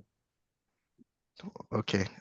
Can someone Sir, the IP config, is When it you one click word? on start, look up there, you will see command prompt. It's already there. You don't need to search again. Thank you, sir. The IP config, is it one word or is it space word? I've typed the instructions in the chat window, Tochuku. All right, sorry, sir. Which discuss was in person. I've been seeing people's faces. All right, so let me go back here. Okay, on my own, this is my own Windows 10, but if you guys can use XP, it's fine. I've done XP before, so I just want to oh my God, I just want to okay, CMD. Sorry, sir, you didn't type anything on the chat. I didn't type anything. No. There's nothing there, sir. Oh, it was in a direct message. Okay, hold on. Okay, how do I do this? Everyone. There you go.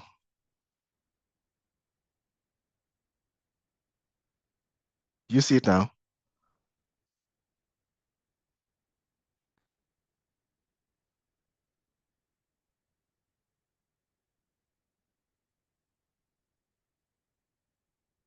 Do you see it now?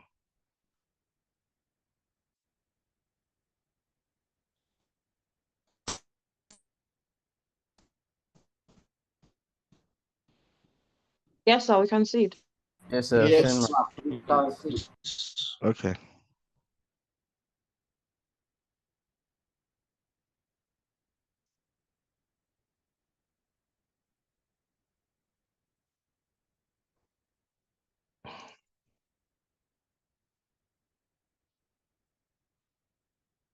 Done, sir.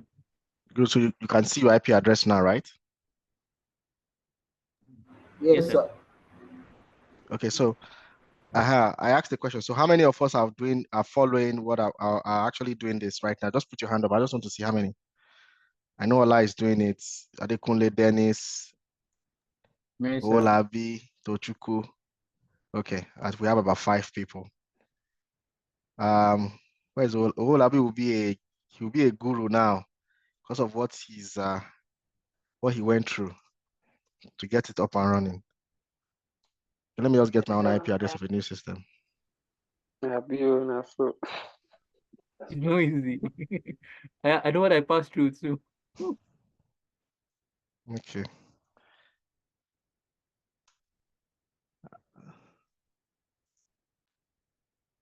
Oh no. Okay, good. All right. Yeah. So in my own case, you can see my IP address is this. So we go back to our Kali Linux device. We go to scan. We click on task because we want to scan. We want to scan the asset.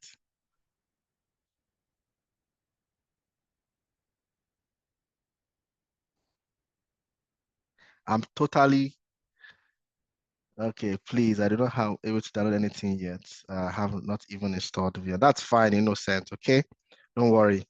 The first thing you will need to do is to first download all the files, right? And I'll tell you what are the files to download. Just before we leave the class, I'll show you the things you need to download. Then you should be fine.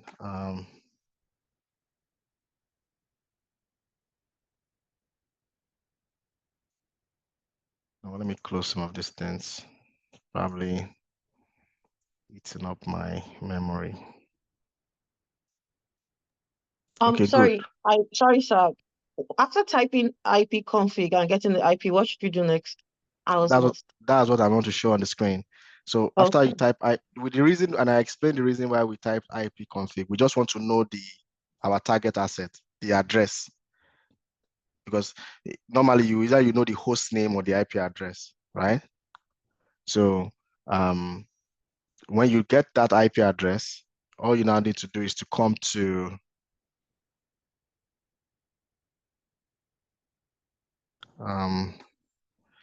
I need to close anything here.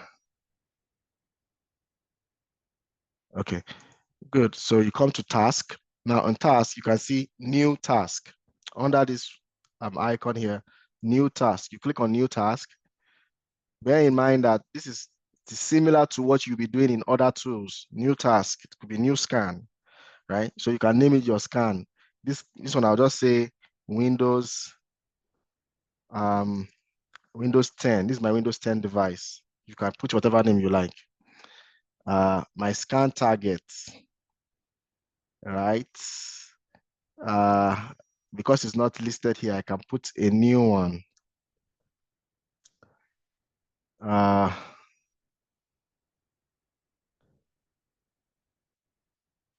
Now, in this case, my target is my Windows 10 device,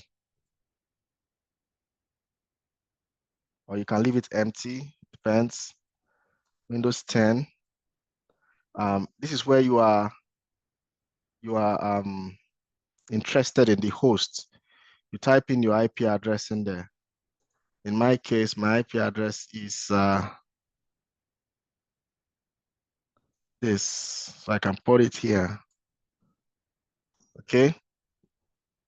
If you have a list of addresses in a file, you can browse to it. That's what this means. If you want to exclude any IP from the scan, you can do that from here, right? So when you do that, what type of scan do you want to? This is port lists now. So do you want to scan for all the IANA assigned TCP ports, or you just want to do the all TCP and Nmap top 100? You can choose anyone depending on your preference. I'll just take the all TCP and Nmap top 100 UDP, right? So we don't take too much time. A live test, in this case, what are we doing? Is asking, do you want to do a scan config default, or do you want to do ICMP ping? Depending on your preference, I'll take the default scan config default, because we've seen what the scan config default is out there. Then down here, credential scanning. So this one, we won't do this now. We'll do credential scanning. We'll try credential scanning on the second try. So let's leave this. I don't want reverse lookup. I don't want any of these things. So we click on save, right? Now it takes me, it has loaded what my scan target is in here. Windows 10, as you can see. Now, alerts. Do I want to set up alerts? No, because I don't have email thing that I want to schedule. I'd set up. Do I want to do a schedule? No, I don't want to do a schedule. I just want to schedule it. I don't want to scan once. Add results to assets. Yes. Apply overrides. This will only happen if I was scanning my XP. In your own case, you can leave it as default. You haven't scanned anything before. But let's assume you are scanning your XP or your device after 2 weeks. You want to have updated information. So this can be a good option to choose, because to get updated. Quality of detection, I guess. Just leave the rest as is. Do not automatically delete reports. Yeah. This is the scanner. Remember we talked about scanner that last time. So we have 2 scanners, open VAS default or the CV scan. Let me see. Let me Sorry, think. sir, please, how did you open this new task? Okay, so new task, you come to under scan, right? Then you see this one here. See, can you see my mouse?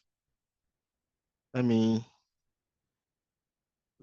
get that thing that can highlight. Oh, man.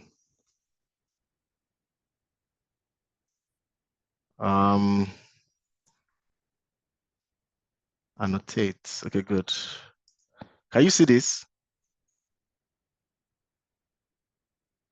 Who asked the Yes, question? sir. Laulu, I can see, sir. Yeah, so this is what you click. When you click it, you see new scan, you see new task and new container task. Take new task. Okay, sir.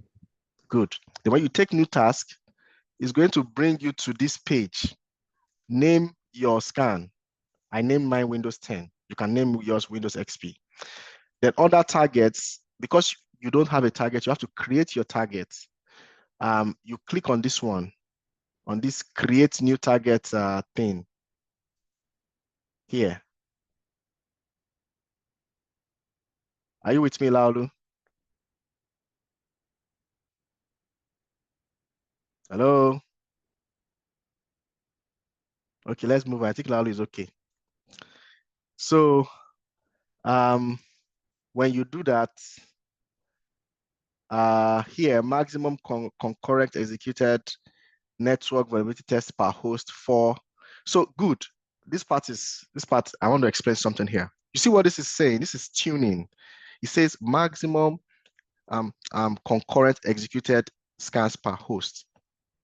It says 4. Maximum concurrent scanned host 25. Now this particular entry says that you can send 4 scan tests to the host at a time. This is also plays into if you want to do aggressive scan or you want to overwhelm the system, right? So because of the system resource, you might want to say, okay, let me leave it as default. Most likely they have research to say if you send 4 per time, it wouldn't overwhelm the system, right? Quick question. Yeah, sorry. Does the client or the user feel the impact in terms of performance when you are running all these scans? Good question. So vulnerability scans are typically run for servers, end of day, weekends, it's where nobody is working. On workstations, the answer is little to no effect. Why? Because the agent already resides on the system, right? Then if it's a network scan, you don't want to do your network scan during active business hours because, of course, network traffic is higher during active business hours. So you want to do it at a time where there won't be impact. So there's a possibility of impact, but it can be managed. If you're using agents, it's little to no impact because users would not know to be transparent to the user. Another thing is for users that have loaded their machine so much, they might have some, performance, what's it called now? Performance experience, maybe it can become slow and all that stuff. And you may have seen that happen in your own case, or depending on, the case, when your antivirus is scanning your machine, right? You might notice that your system is the fan is just on.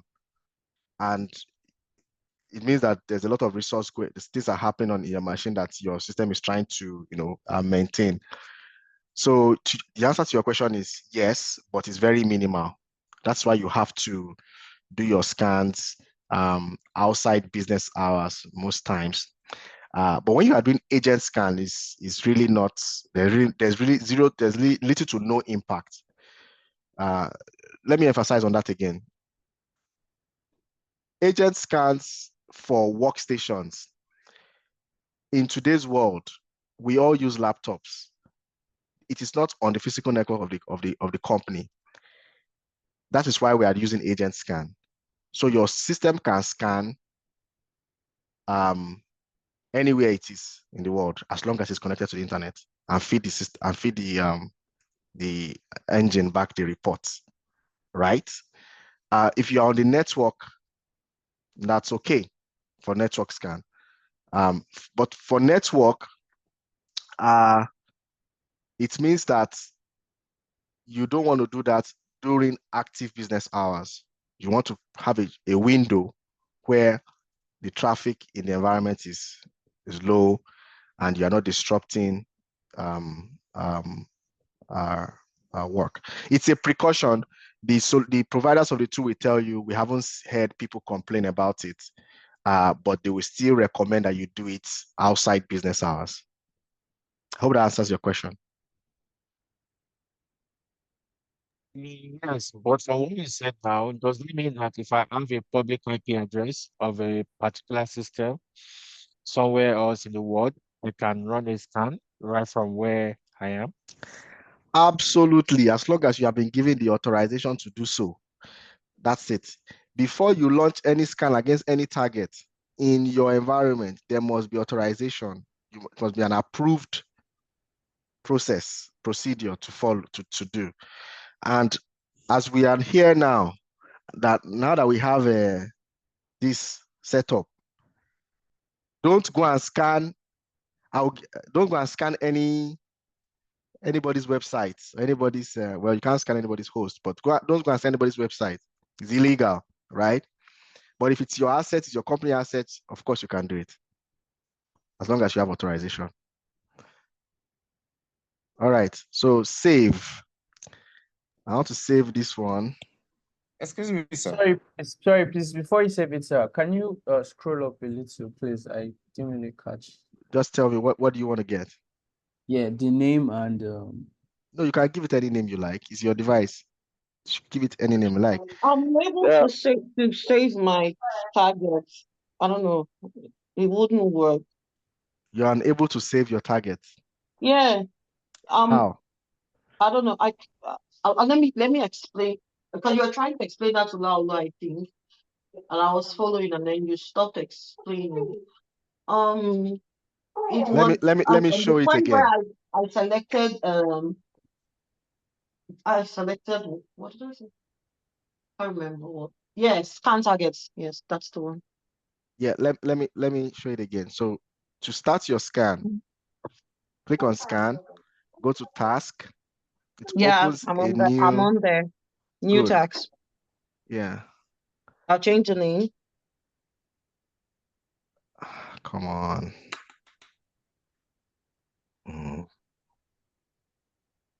Yeah, so it opens a page, puts the name of the scan, type any name, I've done that. Then if you scroll down, you will see target, right? And scan target. Scan target, yes. And when you see scan target, create a new target. Yes, create a new target.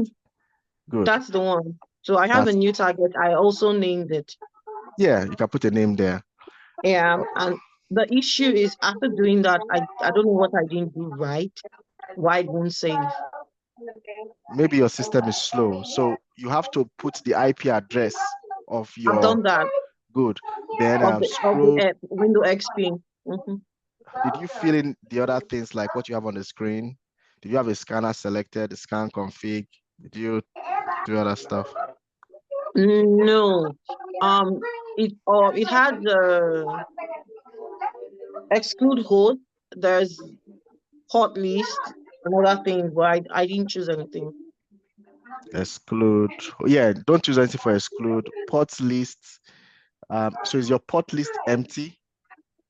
I have TCP and I have INA. Okay, I chose the last one, all TCP and top 100 Nmap. That's what I chose. Yeah. Then when you scroll down, click on save. It worked. Thank you, sir. All right. So when you click on save, it's going to bring you to, and Laolu, are you the one asking question just new now? task. Yeah. Yeah, I wanted to ask. I was saying something the other time. I am at the scan config and it's not letting me pick any option. I saw you pick fast and something, so it's not letting me pick any option in that place. Or every other places I've checked that. Yeah, that is default. Fast scan or fast and scan, something like that. That's the default. Leave it, don't change it. Just leave it. Yeah, just leave it. You are referring to this, right? This fast and full and fast. Yes, and does my maximum or concurrent scan post have to be 25 or it can be 20?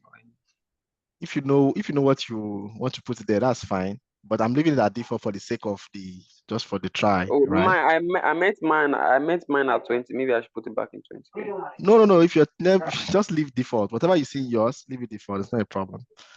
It's gonna be mine is 4 and 25. Maybe yours is I don't know what yours is. 4 and 20. Yeah, it's okay.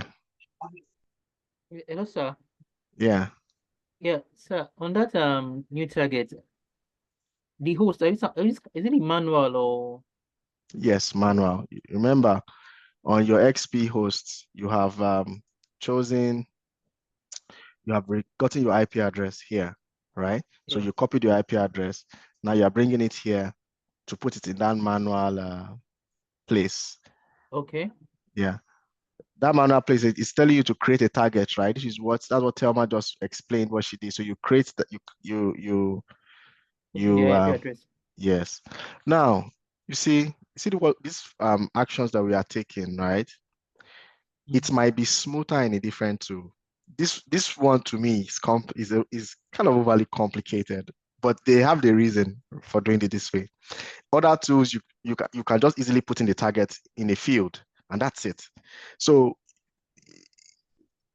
it's part of the knowledge you gain in, is this tool user friendly? Do I like it? If you're trying to choose a tool for your company. Okay, I think everybody's good now. So you should be on this page. I'm not sure. Should I go on and save it, or is there any other adjustments I need to make? Oh, go ahead and save it. Go ahead. Because I'm back on new tax. Yes. Did you So change anything else? Your no, live test, is it? Sorry, sir. Your live test, is it ARP scan ping or what? Is it ARP. I left it at default. What's on yours? okay, default? Okay, default is scan config default. Yeah, leave it there. Sir, Scan config. sir, Okay. I pressed save and I'm seeing failed to find config data. No, config daba 56C8 to 73 S 73 EC or something, and codes like that. Okay. Should I show you, sir? Yeah. Okay. Show me this. Now, for everyone who has This is it. So one more last question, sir. What about the exclude host? The manual, am I going to fill that? no, don't exclude any host. Why would you want to exclude a host? Yeah, please. I can't find the save option, sir. That bottom left, bottom right.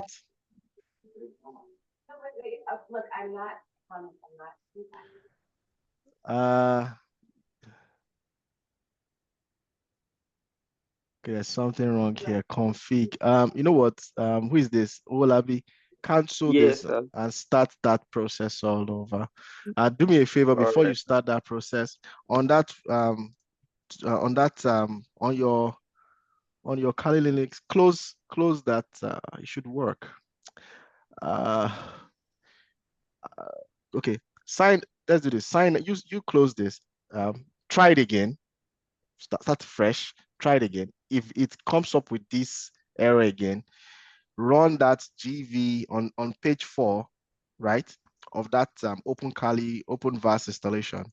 Run gvm-check-setup just to make sure that your setup is good, is okay, because that database error, I'm thinking there's something wrong with your installation. I have the same database error. You have the same database error Yes, I do. when you try to save. When I try to save. Who else has that error? Ola, do you have that error? Sorry, I can't even find the save Mine option is for working fine. The save option is not even coming up. I can't even find it. I don't know what you guys are saying on this. I'm trying to move the error as well. Trying to move the the interface. I think I know why. And Your scan screen config is empty. Hold on, don't worry. I think I know Scan why. config I is think empty. the resolution of your screen is too big on that so try and reduce the screen size so that you can see the whole screen. Better still, at the bottom of your screen on your VM, it will give you a notification to say install VMware tools. If you do that, it will help with the performance and the rendering of your screen. But the challenge I'm having is that if you go ahead and try and install VMware tool, you might not be able to do it because it's just a simple follow step. If you click on it, it's going to load it to show you that there's a mounted CD. Just click on OK or so, and you should be able to move on. But I want us to at least do a scan today. We are 30 minutes over time already. So we can always visit and troubleshoot these issues. But if you successfully land on this page, you have your setting here. The next thing you need to do is to do what? Is to press this button for your scan to start. So I'm going to click mine to start my scan. And I don't expect it to work. So, sir, sorry, I'm sorry to interrupt you. I chose, rather than open VAS, I chose CVE. And then I got a tax. Rather than open VAS, you chose CVE. Is that why you're getting the error? No, now I don't have an error. I actually have It worked. not like yours. I have something, but It doesn't matter. There are two scan profiles there, CVE and open scan. Use as long as it works. The idea is to know what to do. okay. Right? Yeah. So Yeah. use that one, let it work. So when Okay. you land on this page, right? All you need to do is to click on start now. Now, if this were a scheduled scan, Okay. nothing will happen until the time of the schedule, until you arrive at the time of the schedule, then it kicks off automatically. But now I have launched my scan, so it's going to be scanning. Some of you, it may not work, and I know why, but it's part of what I want us to learn. So because it's going to take time to an extent, we'll stop here today. I want to how would I say this? I want to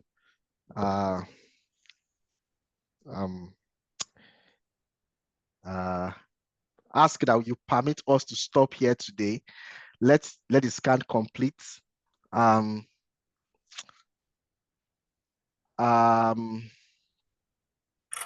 don't know what your availability is during the week. If people are available during the week, I'll talk to DevRecruit if we can meet just once, even if it's 1 hour during the week, and it's going to be late in back there in Nigeria, wherever you guys are. That's my challenge. I would like to meet you at least once during the week, and but it's going to be late. So I don't know how that can work out, but at least we've gotten we've gotten to this point. Now, if your scan doesn't work on your XP system, right? There are two things you can do. Number one, shut down your XP machine. I hope everybody's listening. Hello? Yes, We're sir. listening, sir. Good. So if your scan doesn't work, it could be two reasons. Shut down the XP machine, go to the network of your XP machine. Why is mine not? Where's the XP? It's not. Oh, it's frozen. Okay, good. Go to the network of your XP machine and change the adapter settings to host only. Number one. Number two, log into your XP machine, go and turn off your firewall settings. These are typical scenarios you can even see in a work environment. It could be a firewall. It could be some control on the network that's preventing you to hit your target. So if you scan and you don't see result, or you say unreachable or something, it means that your VM cannot reach your target and you have to troubleshoot it. That said, I'm going to leave you guys, and it's likely mine also may not work. I don't know, but it's at 0%. So let's see. Because this is a new system. I mean, I didn't do this before. So let me see if I can even go to my Windows firewall. Everyone, look at my screen. You can go to your Windows firewall, just in case you have to go there. Windows security settings. here. On your XP, just go to your Windows security, or forget what they call it the XP now, but you can come here, right? And you can come to Windows security.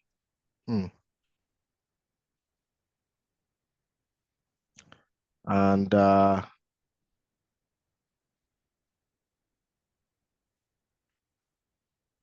let's see.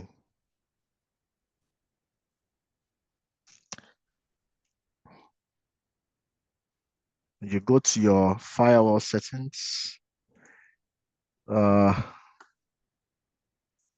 them off, turn off your firewall. This is for private network. Let me see if I can turn this off. Right? Don't forget to change your host to host only at the network settings. Turn your firewall off so that it doesn't interrupt the connection that you're having. There's something else that's somewhere else.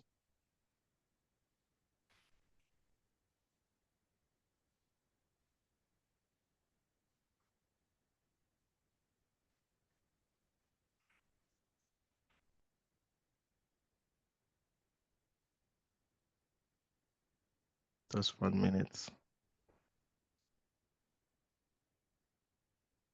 Good. So you turn it off here in your XP device. And if you cannot get it, Google it. It's part of the exercise. You have to learn how to get this stuff done. Research it.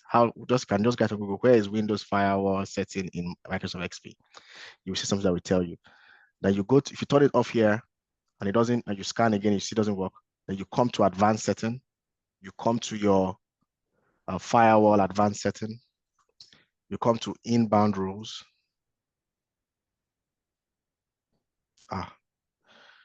No.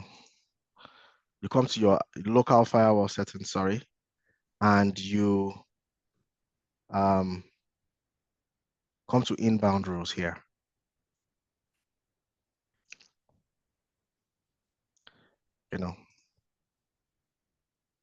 You turn it off from here. You make sure that it's turned off on this. Make sure that all these are off. That's what you come and do here. You can go to Windows firewall properties.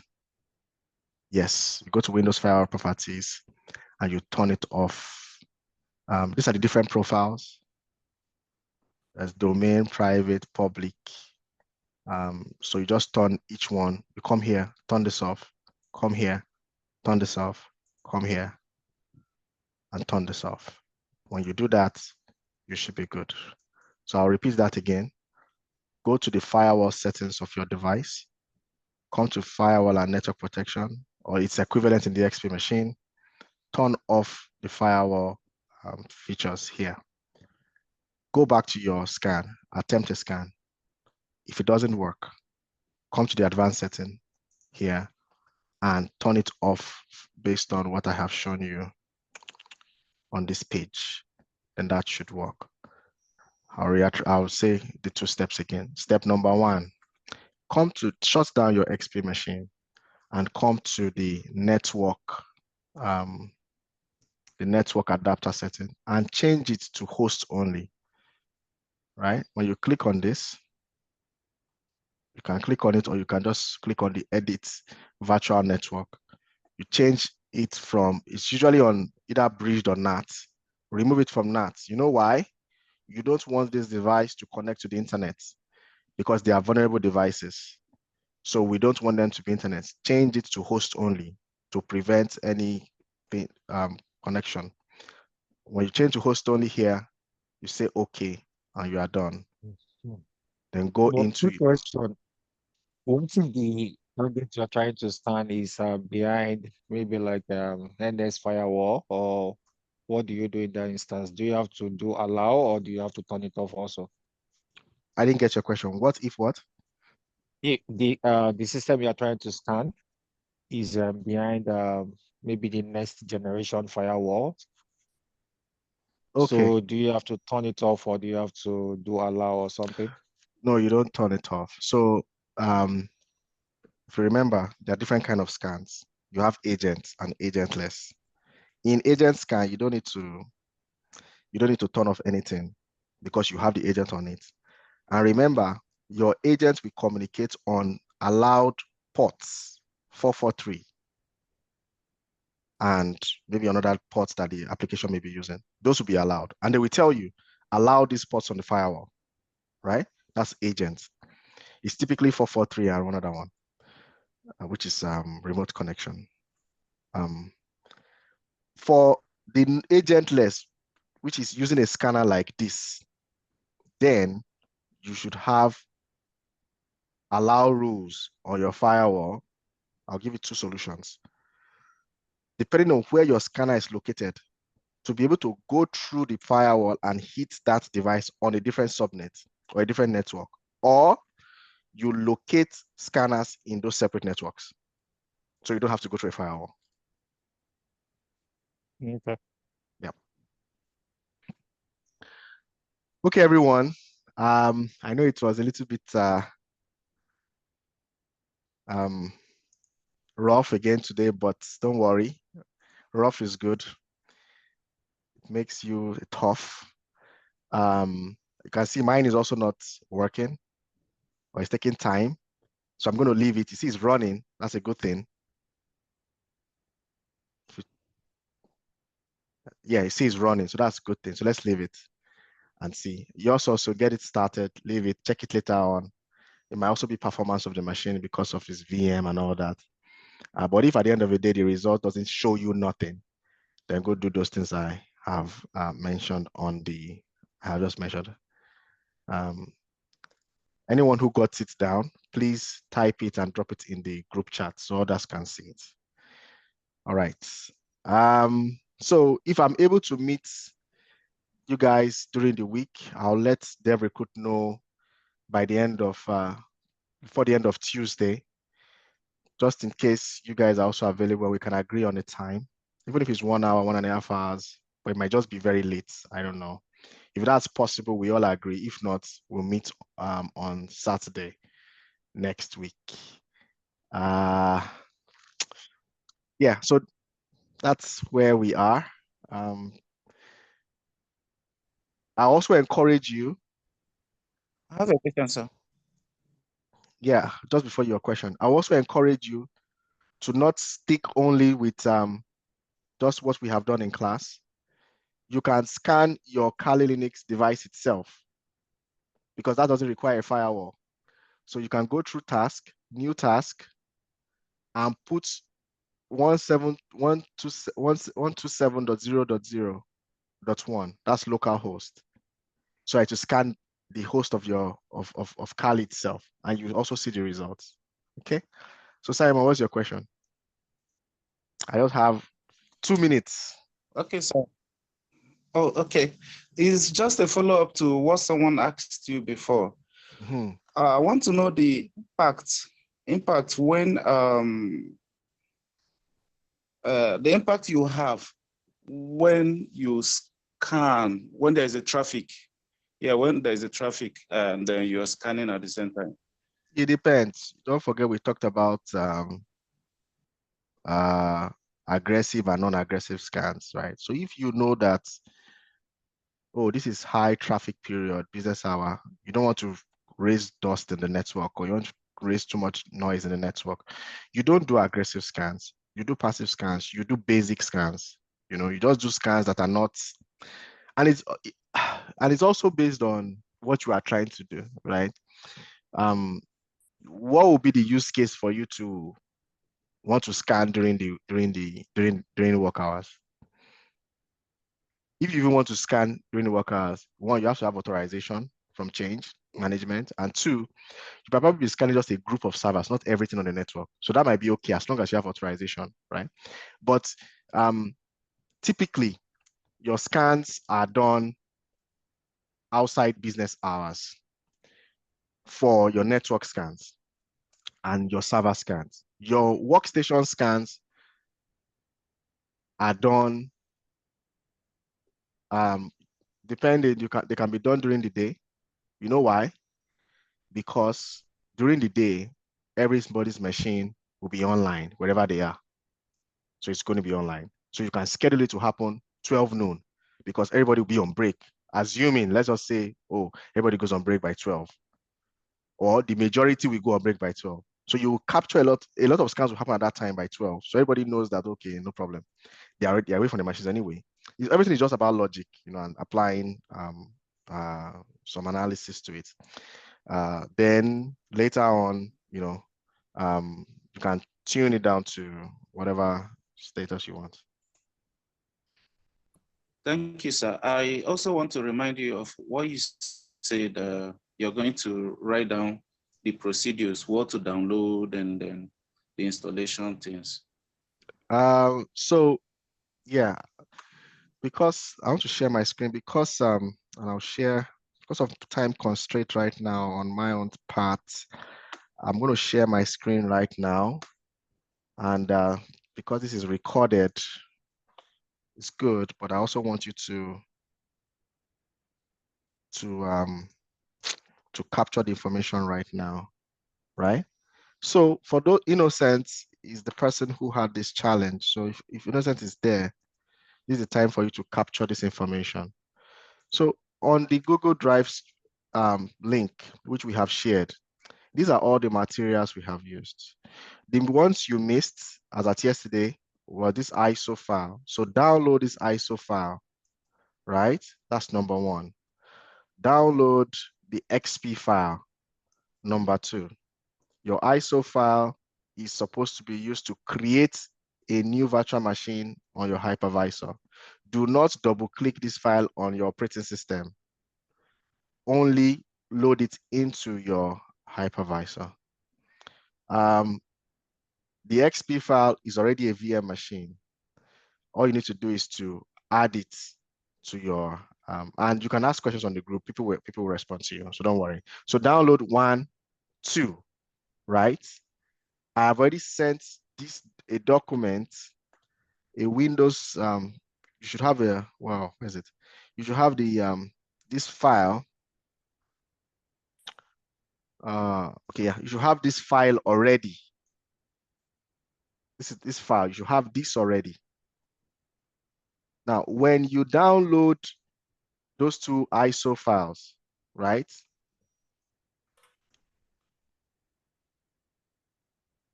Where is it? Somebody put this thing here yesterday. Yes. So download the VMware workstation full. Let me rewind so it's clear. The first thing you need to download, in a sense, is this VMware workstation. Download it, install it. Now go ahead, go ahead and download the ISO file and the Windows XP file. Where you want to create the ISO file on your VM, you open your VM and you say create new virtual machine and browse to this file, wherever it is stored on your machine, and load it into your hypervisor, your VM, and just follow the process. Put a password and you should be good. If you have questions, drop it on the chat. We have guys that can help you. The same thing with the XP. XP, instead of saying create, the option there is add virtual machine because it's already a virtual machine already. Then you now have two images on your VM. You have this and this one installed, visible in this, right? Now, the next thing you want to do is your Kali Linux installation, which is also a VM that you can get from this link. If you follow this document, it's pretty straightforward. Please disregard the virtual box. Just go to VM only, the VM hypervisor only. Now, download this. Go to this link, locate this image, and download it. When you get to this screen, only choose this one, this VM one here. Disregard the Oracle VirtualBox one because that's not what you're using. You're using VMware. And you go and just follow the step accordingly. Don't do it from your knowledge. See, whatever you see, the other step I've written here, just follow it verbatim and you'll be fine, right? So install the Kali Linux. You first update it first, just follow the instructions. And these are the things you'll be seeing, just follow them until you get to this point. Now, when you get to this point, the system automatically creates a password for you. I only blocked mine. Take a screenshot of this, then copy it and put it in a text document and note the username. It's always usually admin. So you have your username and password. Then after that, you can verify your setup, that your setup is good by typing this command, and it's going to tell you it's okay, right? Which you see somewhere down here, right? Then what do you do next? You want to start up the OpenVAS application that you have installed. You go to the dragon icon on your Kali Linux. You log into your Kali Linux. Now go to the dragon icon that you have in there, and you click on GVM Start. When you click on GVM Start, you can now go to this URL on your machine. It's going to tell you there's a certificate problem. Just accept the risk and say proceed. Then you are able to land on this page where you will now apply the admin username and password you saw previously. Then you will now see this screen. Then you should be good to go from there going forward. So that's the process. I know you might not get it 100%. It's fine, but you can ask questions during the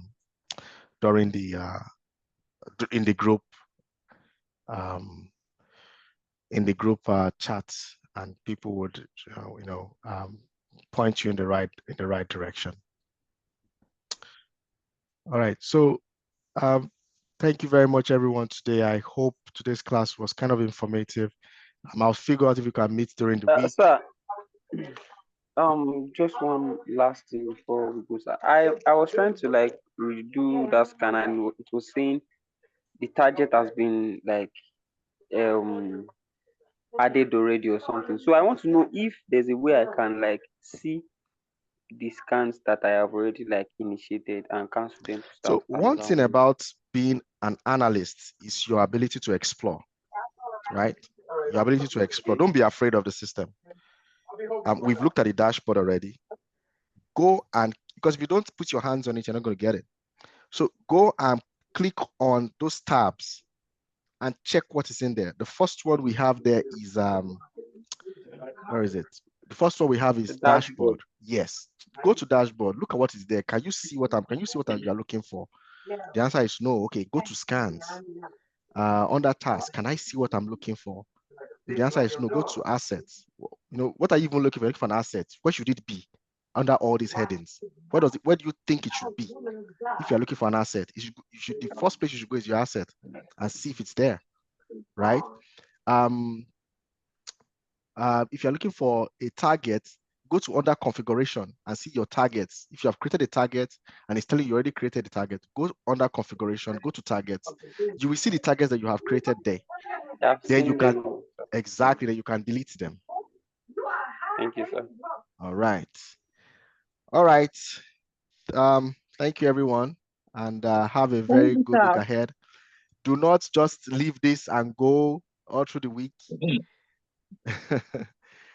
Like I said, at least try to scan the local host of your VM, your Kali VM, to see. In this case, it's not Windows, it's going to be Linux. It's part of testing your, the whole thing. So let's do that, and hopefully you see some results. So thank you very much, everyone. Thank you, sir. And enjoy the rest of your evening. All right, bye-bye. Bye. Thank you, sir.